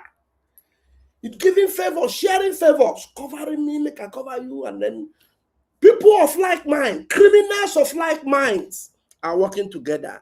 They don't need the lights, a light like Mazin Namdekano to liberate Biafrans. But whether they like it or not, it must happen. And who believe that in trading favors among themselves, they can form an invisible queue. Invisible queue. Trading favors among themselves, they can form invisible queue. Turn by turn.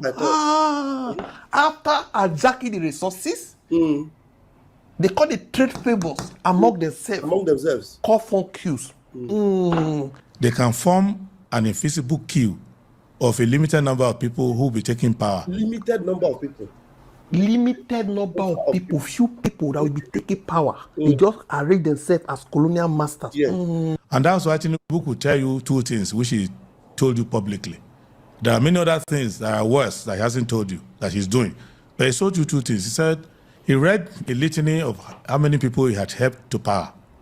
People he even knew were not competent, were not suitable. He said, I've helped them to power. He helps some people. He no care about their competence. He doesn't care. He won't be say, make they register and say, I don't help A, I don't help B. Whether you are qualified or not qualified, it doesn't matter. The rules is that as I dey help you, you go help me. This one was crying after losing. I made him to win. This other one, who's a governor, who will have made him governor, but I made him governor. So it is my turn. So he's not telling you that on behalf of the Nigerian people, I have a mission to perform. He's saying, all of you unqualified people who from time to time have entered government. All of you are qualified people. We are not enter government. Okay? Who is the person who made it happen for you? It is me. So you need to pay me back. Emiloko, it is my personal turn. Okay, that is the meaning. Okay, that's the meaning of Emiloko. You see why our prime minister called Nigeria a crime scene? The criminal is on the top, empowering small criminals to join him to come up so that they will be governed by a criminal system. Do you understand it? That's why we can never ever be a part of this nonsense. Never. You see the history of Emiloko. He's saying, all of you unqualified people who from time to time have entered government. All of you are qualified people. We are not enter government. Okay? Who is the person who made it happen for you? It is me. So you need to pay me back. Emiloko, it is my personal turn. Okay, that is the meaning, right? I don't help these people, whether they qualify or they don't qualify. And I kill the day. It don't reach my turn. Okay. After helping you, it's not my turn. Now, that's one philosophy of Tinubu, which I find to be a dangerous, narcissistic, and retrogressive philosophy. Then he went further to say, don't waste your time debating anybody, going anywhere to talk and convince anybody. I don't have time for all this balabulu and polaba. Power is not served a la carte. You don't ask for it. What you do is that you grab it, you snatch it. Look at these two coaches. Coach on the left posts every single day, gets 47 views, maybe 2 likes. About the time Tinubu was making that statement, Bulaba, Balabu, they use it to make jest of him, caricature of him. But this man is trying to tell you that that thing, it meant something. Bulaba, Bala Blue, Bulaba. Bala Blue, Bulaba. That thing meant something. God, I want this man to read this. Nigeria, you buy in for a long haul. To be a dangerous, narcissistic, and retrogressive philosophy. Then he went further to say, don't waste your time debating anybody, going anywhere to talk and convince anybody. I don't have time for all this balabulu and bulaba. Power is not served a la carte. You don't ask for it. What you do is that you grab it, you snatch it, and you run away with it. Oh, he told these people like that, eh? Simona, no worry, now those elections, whatever, begging people. I don't believe. They're not going to just give you power like that now, like food. You have to grab it, snatch it. After you snatch it, you run away with it. That is a fascist statement. To say that ignore the people. They don't matter. They don't matter. Once you form enough power base, you grab the power. Grab the power. From there, and if you see how he's running the government, he's quite a lawless person. And a president that is lawless like that frightens me. It should frighten you, because how can you take control of the economy of Nigeria like a bandit, have three appropriation acts simultaneously running, Three appropriation and you are acts. not obeying any of them? They are simultaneously running appropriation, how to spend money, government money, how to distribute the money. You are not respecting any of them. Oh, that is lawlessness. That is banditry. And you go further to this man on live TV is Tinubu is running a banditry government. This is oh my God. You know what? I told you, bro, that as long as Mazin Nnamdi Kanu is being held by this bastard government, Tinubu, if your nyash go to open, your nyash go to open, your nyash go to open, they go to nakuna, your nyash go become tolo nyash.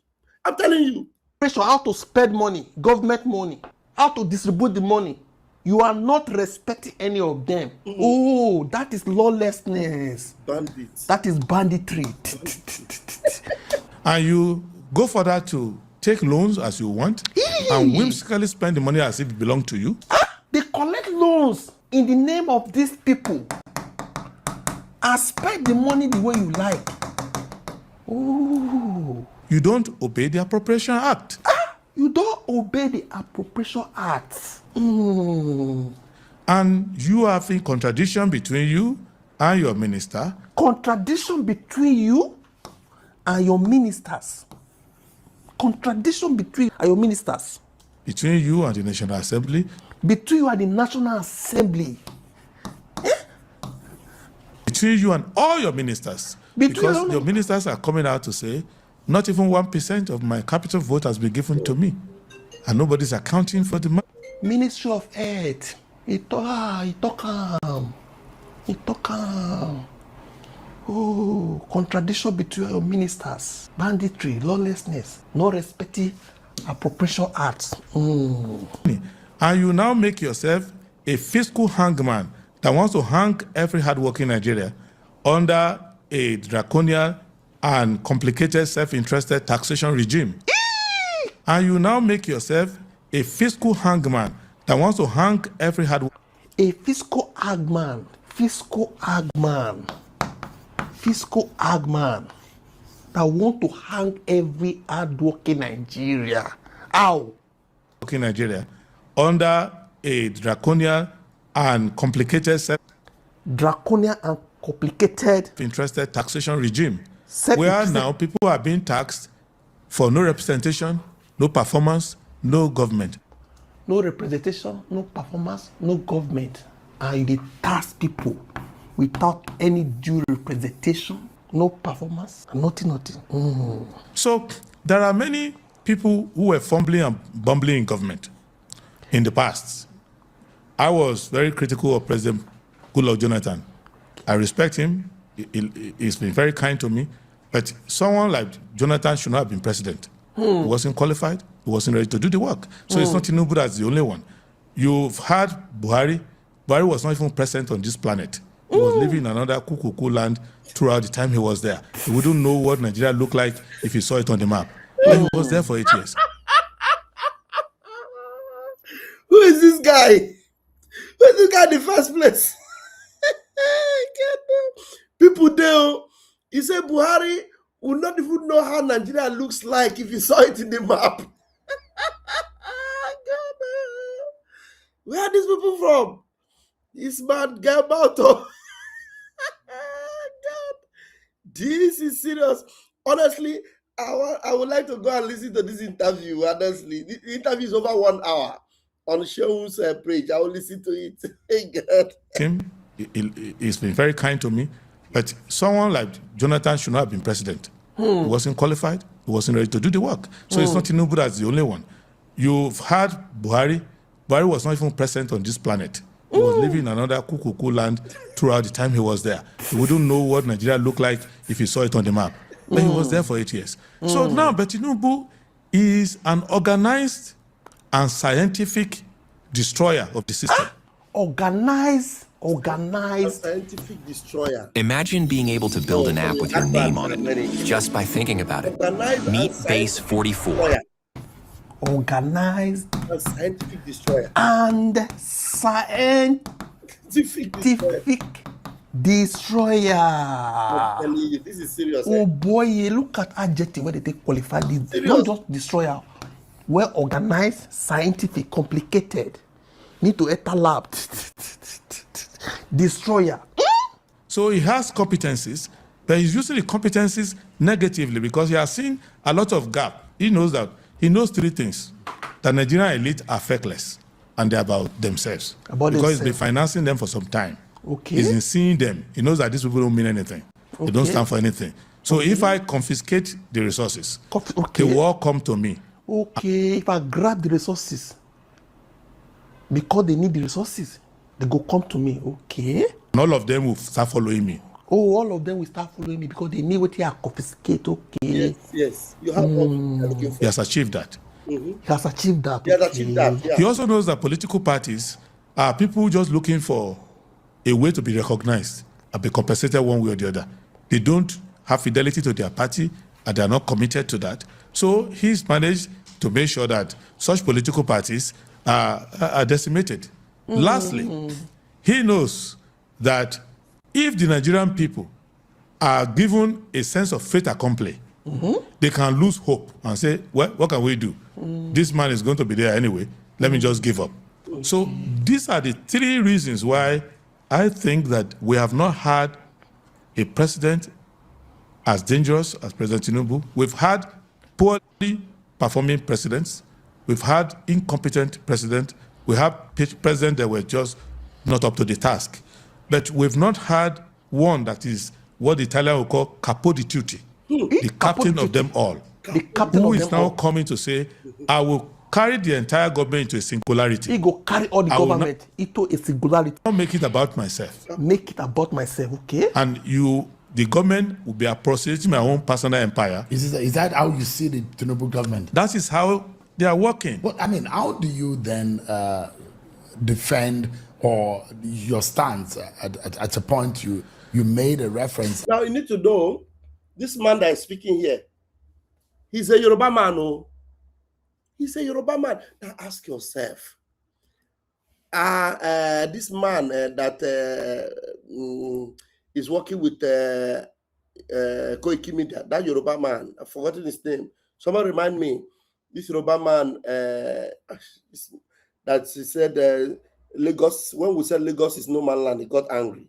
That's a Yoruba man that is working with Koiki Media.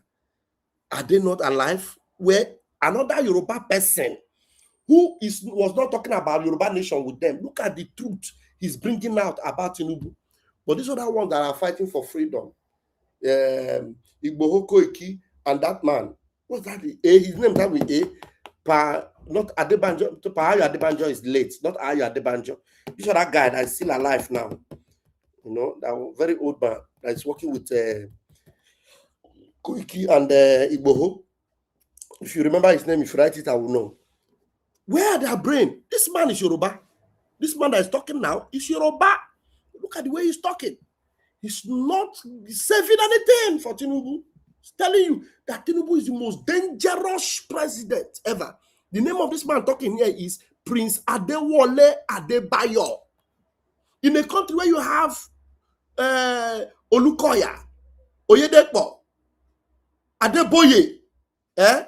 Adeboye, and you have that other man. Maybe if he's write his name, I will see. But there is one Yoruba man that is bold enough to speak the truth. There are still people. Professor Banji, thank you.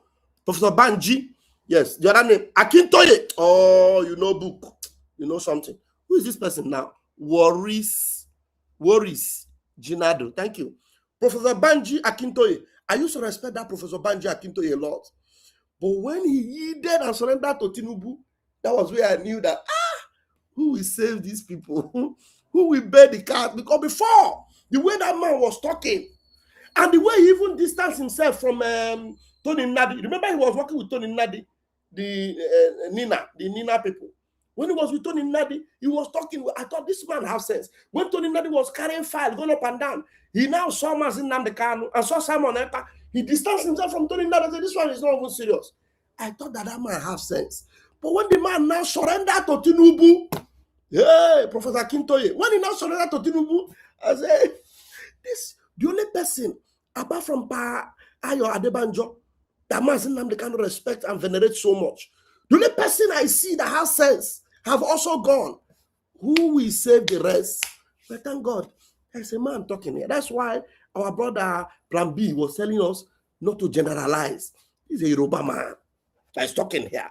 And everything he's saying is raw truth about Tinubu.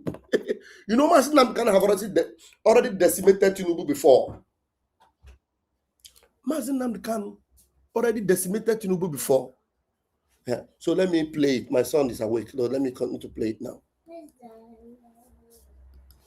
So listen to him. This is getting very interesting. You see the Tinubu government. That is how they are working. But I mean, how do you then defend or your stance at a point you made a reference as to the fact that the Bola Tinubu government taxes everything. And there are those who will come out to say, that is not actually true. You don't have the fact. If in criticizing this government, and you see some of the policies of this government, it will be good for us to stay on some of these issues that have made up this government as it's formed. For example, the issue of state policing. The government has come to say, the president has said he wants state policing.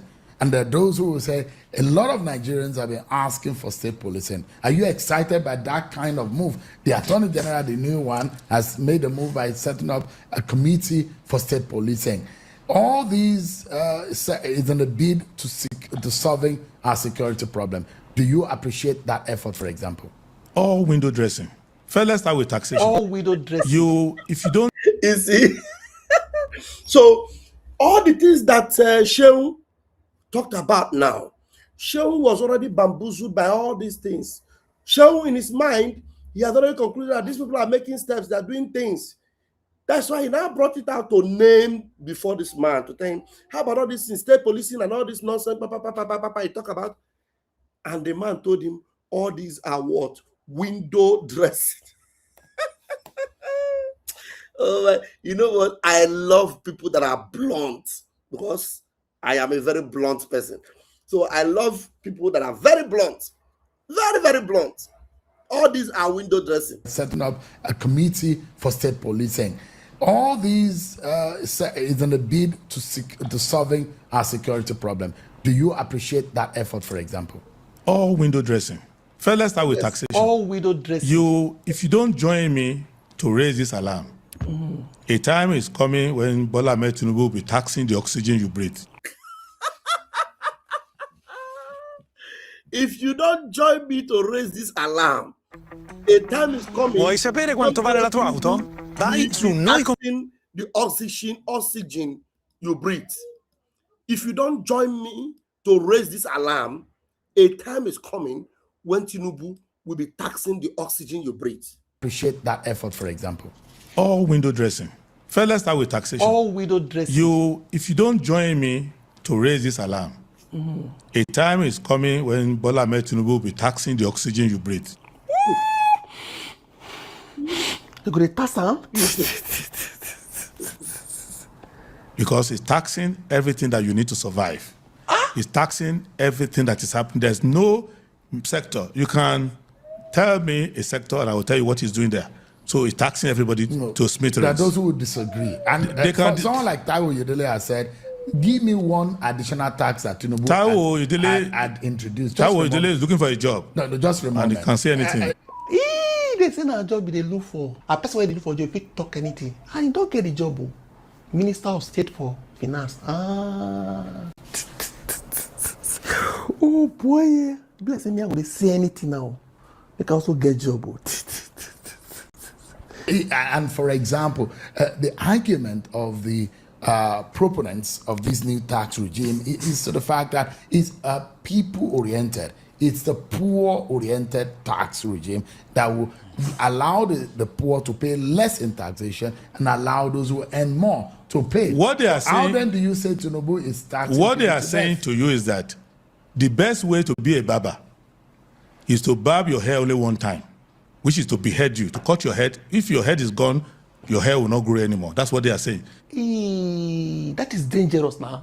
You see, what they are doing is regressive and is dishonest. You pay taxes on everything you need to survive. Everything. Even private schools that are meant to complement the failure of expansion of access to public schools are being taxed.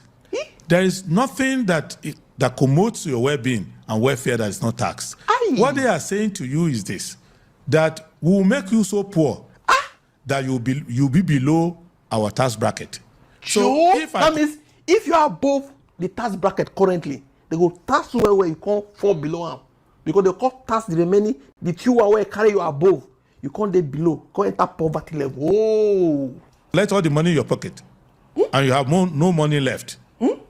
I don't need to tax you anymore because I've already robbed you. So I already push you below minimum wage. I push you below survival rate. You cannot pay your house rent with the totality of all your income for the year. You cannot pay your house rent alone. You cannot use whatever your husband's salary or wife's salary to pay your children's school fees. You cannot survive. Your child, who is already 16 years old, is now already a debtor to Tinubu because he's being given a student loan to attend a school that has no laboratory, whose lecturer is on strike, and the session is not on, but the loan continues to count. So, and at the end of the day, they continue to push inflation into the economy while rigging the inflation figures. They rig inflation figure. Assume inflation is, for instance, 7%. They will say now 1%. Oh, they rig Oh, the way they rig, unless they rig inflation like that. Bottom line is that even if they wanted to tax you, Did you hear that? That they are rigging inflation figures. This is Nigeria. You are in soup. big soup. Oh, did they rig Oh, the way they rig, unless they rig inflation like that. Bottom line is that even if they wanted to tax you, you already have debt. There's nothing to tax you about. So what they are now doing is tax the people who can employ you. So those people also will not employ you anymore. These people when they talk say the tax go help the poor, they don't tax them and not see they don't get anything. Okay, so they can't go further again. People who are supposed to employ them, they won't tax them well now. Say the small money when they take invest, they employ them. They will come collect time through taxation that they will not be able to employ these ones. That is double wahala. Because the small businesses are now in the hook, taxes are rising, cost of business costs are rising because power cost is rising. The amount you bought fuel last month is not the amount you're buying now. The amount you bought it last week is not the amount you're buying it now. And everything, a bag of cement, which I used to buy for 600 naira, is now 11,000 plus. So iron rod, don't do it anymore. So go on and go on and go on. Then your food is costing you more. Of course, there's a temporary lull in the increment in food pricing. they are selling that as food price coming down. So they're just lying to you. The highest cost in this government is the cost of truth. La mia ex moglie mi ha lasciato per il suo personal trainer un mese fa. Ora mi ha invitato alla sua festa di fidanzamento. The cost of truth. Because truth has become so expensive that nobody can afford to say it. And what I'm bringing out in all of this. You hear that? He said truth have become too expensive that people, you would hardly find people to say it. Truth have become too expensive. Listen to that. In this government, the cost of truth. The cost of truth. Because truth has become so expensive that nobody can afford to say it. And what I'm bringing out in all of this is that President Tinubu is a present danger.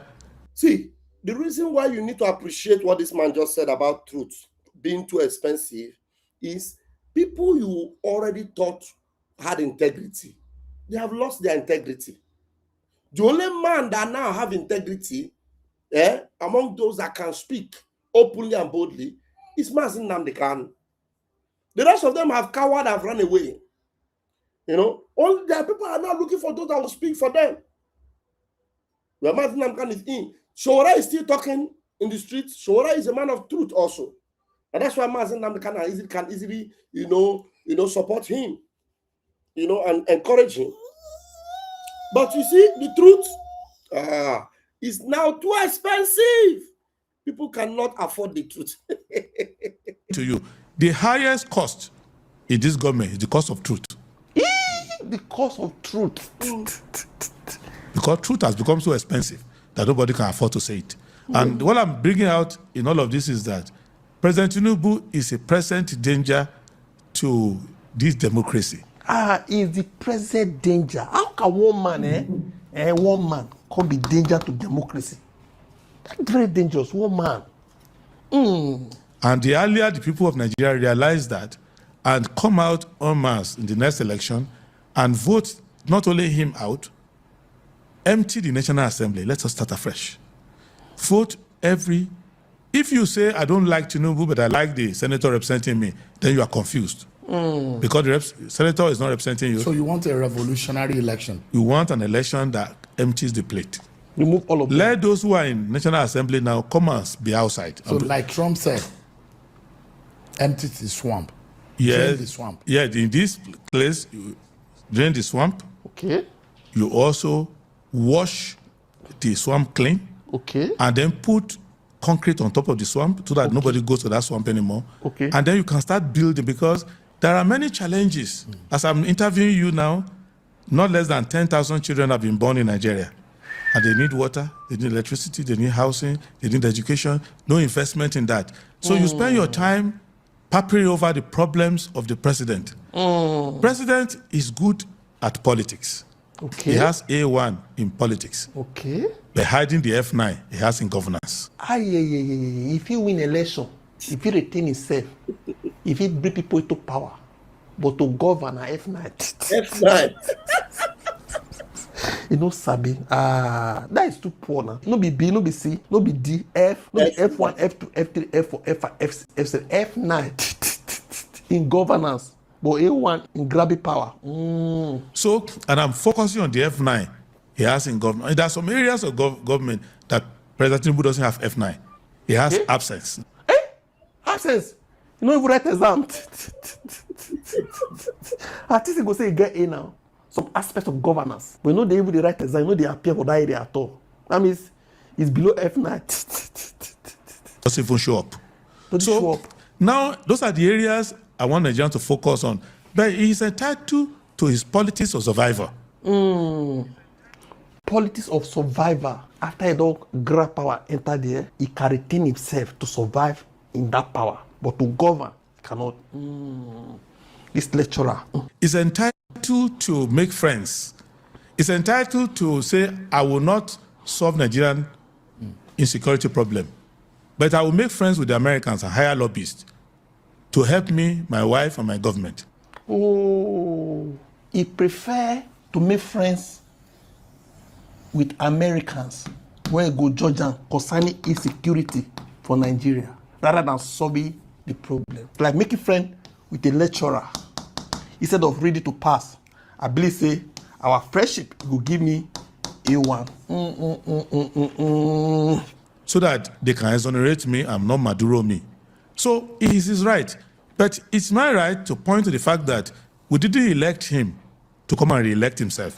We elected him to come and serve. And he said, there's only one metric, don't go far. He said, if he could not guarantee electricity, nobody should vote for him again. He said it with his own mouth. Not true. Twice in this interview, he has failed. Power cut, power cut. And as we are doing this interview now, we are running on the diesel generator. Show the run of diesel. So on that basis alone, Tinubu 2027 should be bye-bye Tinubu. Not only should we not vote for him, he should leave the government and he should go to an island. Se allenasse Mike Tyson, diventeresti un pugile professionista in pochi mesi? Non penso proprio. Allora perché?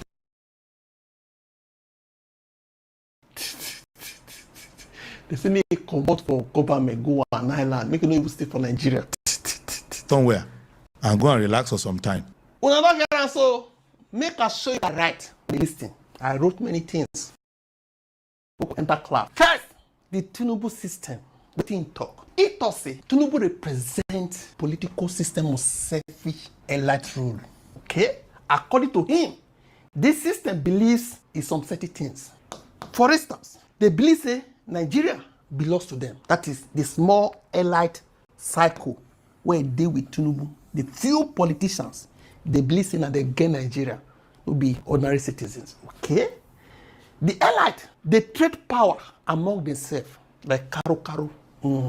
Another thing where they talk, they help each other to get into office.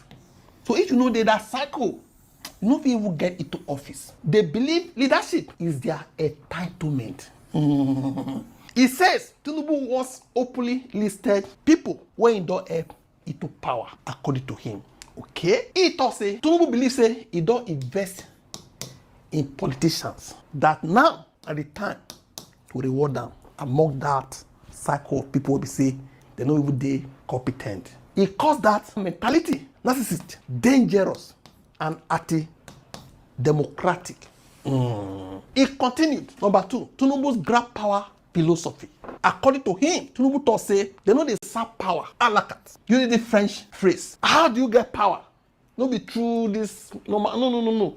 You grab it, snatch it, and run away with it. According to him, Adebayo, he said the meaning of that now to ignore the citizens, their input, no matter for election. Forget about debate. Why you want debate? Why you feel grab them, snatch them, run away with it. He call them organized power, seize control. 3. Why he says Tinubu is worse than previous presidents. He thought say Nigeria had weak presidents before him. Examples: Goodluck Jonathan, Muhammadu Buhari. He thought say those presidents were all prepared, incompetent, and weak. Okay? He thought say Tinubu dey different, but more dangerous because he is strategic. He knows how to organize. He understands the system. He is using that knowledge. Somebody is asking, what is his name? The man's name, I said it before, Prince Adewole. Somebody, let me get it back. His name is Prince Adewole Adebayo.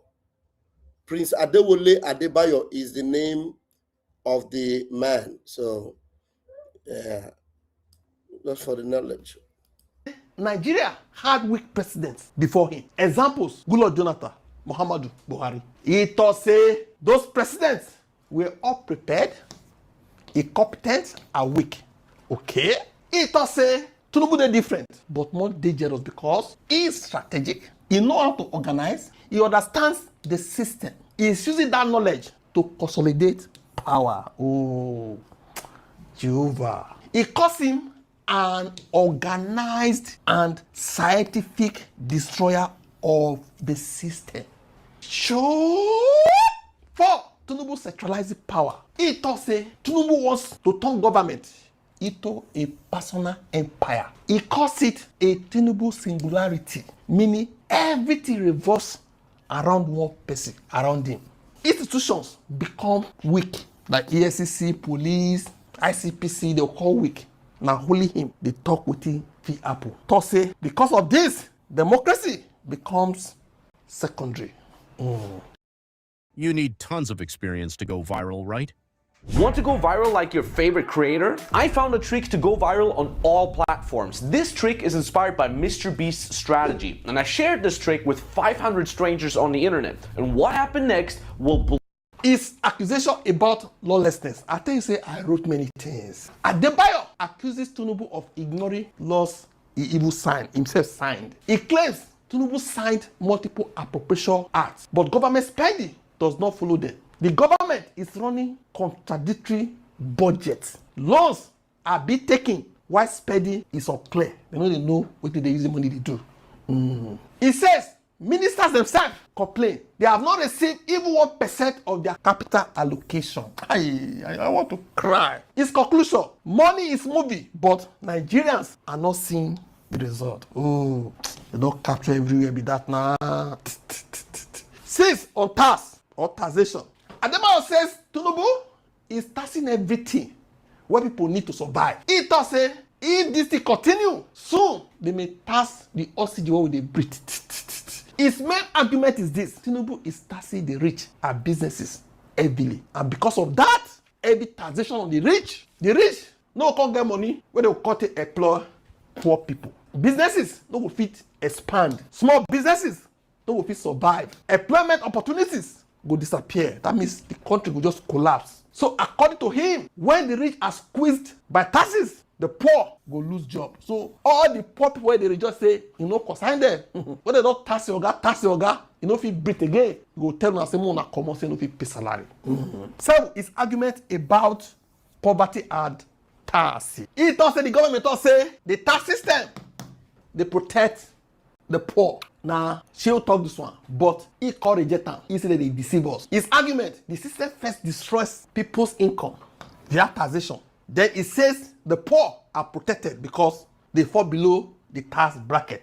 So before they fall below tax bracket, now because they first tax them, actually they were above tax bracket. After they don't tax them, they don't get below tax bracket now. His exact idea is this: make people so poor that they cannot be taxed anymore. Just call their head. No need to bab them. To support that, just not long ago, I saw this on this adult on S 4 hours ago before I enter class. According to this adult, it says to widen the tax net, FG has introduced a 1% presumptive tax on total revenue made by businesses in informal sector, such as traders, weather, mechanics, tailors, barbers, shop owners, etc. must now pay 1% of their annual sales tax. Say, tailors, barbers, weathers, they don't bring new tax for them. They must pay 1% presumptive tax for their annual sales. He drop evidence say, now the cable, now he talk him. According to the cable, as it's not true say, they don't introduce this one when everybody is sleep. If you go read that, 8 economic hardship examples he gave. To support his argument, he listed many problems Nigerians face. People no fit pay rent again. People no fit pay school fees again. Student loans, they put young people into debt. Universities not functioning properly. Fuel prices rising constantly. Electricity costs they rise. Building materials become extremely expensive. Food still expensive. He gave instances say, for instance, bag of cement they buy 600 naira before, it's now 11,000 naira plus. His point: ordinary Nigerians are being squeezed from every direction, from every corner. 9 is attack on government messaging. Adebayo accuses the government of manipulating the narrative. He says inflation figures are being manipulated. They rig am. Food price relief is exaggerated. So government they use propaganda. They hide the real situation. He made a strong statement. The highest cost in this government is the cost of truth. See, nobody they talk truth. Lie. Meaning truth has become expensive because nobody wants to say it. People they fear to talk truth. 10 is call for a revolutionary election. Adebayo says Nigerians should not only vote out Tinubu. He thought say they should vote out Tinubu, vote out the National Assembly, remove the entire political establishment. It's logic. If you dislike Tinubu but keep the same lawmakers, you are confused because those lawmakers created the same system. They be one. His final judgment on Tinubu. Adebayo thought say Tinubu na excellent person for politics, extremely skilled as survivor. He thought say when it comes to politics, he give an A1. He say if it comes to governance, say na F now he no sabi. Meaning he knows how to win power. He does not know how to govern. A person they win power to govern. It's like he knows how to force himself to the driver's seat, but he knows how to drive. 12 electricity example.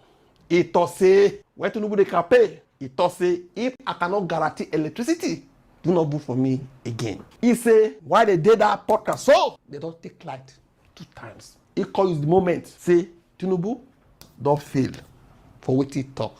What he guarantee us, it even they reduce. Is it last week or this week? They say now 2,000 megawatts. So now our power fall to power generation is at 2,898 megawatts.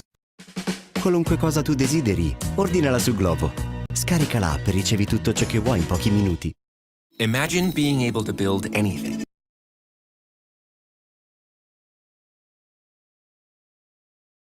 The meaning of this? Well, calm down. Don't fail for what he talk. What he guarantee us, it even they reduce. Is it last week or this week? They say now 2,000 megawatts. So now our power fall to power generation is at 2,898 megawatts. Oh, Chim. Do you know the meaning of this? Well, calm down. Let me explain. Nigeria's installed capacity to produce power, the whole installed capacity, is between 13,000 and 14,000 megawatts. But we normally do around 4,300. In fact, the highest that has ever been recorded has been 5,801 megawatts on March 4th, 2025. But as March 6th, 2026, we have a 2,898 megawatts generation. Hey, Ochim. To make you understand what these numbers mean to you and I. For example, I'm staying in a hotel that I stayed in when I came in November. And the hotel is 10,000 naira more expensive. And trust me, one of their major costs is diesel. Because they must power this place 24 hours, irrespective of if they are customers or not. The calls that you make, because your MTN, Airtel are running on, diesel generators. Some of them have installed solar panels that cost money. It adds to the cost of your data, your calls. One of the biggest headaches of manufacturers in Nigeria is power. As at November last year, the manufacturers have said they have spent about 676 billion naira on generators. This is why most renewable and solar energy companies are doing really well in Nigeria. This is how we compare to our peers in Africa. Egypt, 59,000 installed capacity, they produce 31,000. See their population, 114 million. South Africa, 58,000. The actual number, 40,000. See their population, 61 million. Algeria, 24,000. Actual output, 24,000. Efficient, 45 million people. Morocco, 11,000 installed. See what the actual output, 10,000. See their population, 37 million. Look at the population though. Then Ethiopia, 5,000. What do they output? 5,000. See their population, 126. They are close to your country. Nigeria, the giant of Africa, 14,000. See what we are hovering around. See our population. There is a stadium around the world that produces more energy than the whole country. Go and check it out. This is a national emergency. Without power, nothing can work. Everywhere, people they use generator. People they shout. People don't even give up safe. Listen to this guy. Are you guys aware that for the past couple of days or weeks, there's no light in Lagos, probably across Nigeria? Are you aware that from 5 megawatts It has been reduced to 2,000. Just yesterday, it reduced from 2,000 megawatts to just 1,000 megawatts. Nigerians are suffering. Are you also aware that ShopRite have officially closed down from Nigeria? Are you aware of that? Are you also aware that ShopRite being in Nigeria all these years, they were generating, adding to our economy with over 5 trillion naira? What that means that in moving out of Nigeria right now, we are going to lose about 2.5 trillion naira from our economy, downgraded. Are you aware that many companies cannot triumph at this particular moment due to the economic downturn? I understand ShopRite moving out, other local supermarkets will triumph from here, like Blanco and many other local supermarkets. But how are they going to succeed when there's no light to manage your business?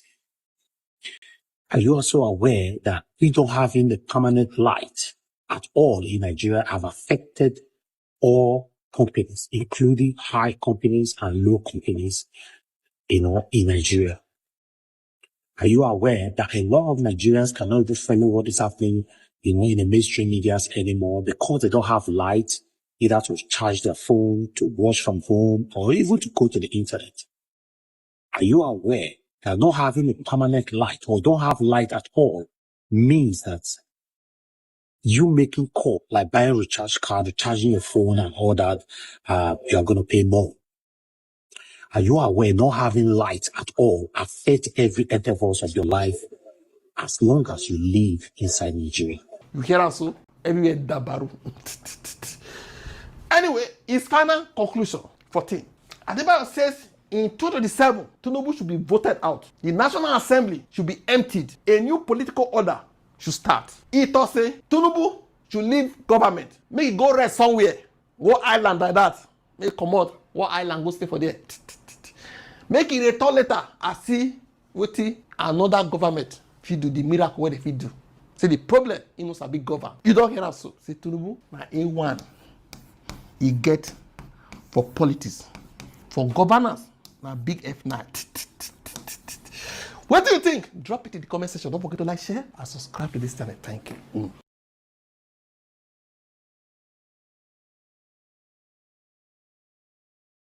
Thank you for joining me. I'll have to end it now. My boy doesn't want to keep quiet. See you guys in the next video. Bye for now. Thank you. Bye for now.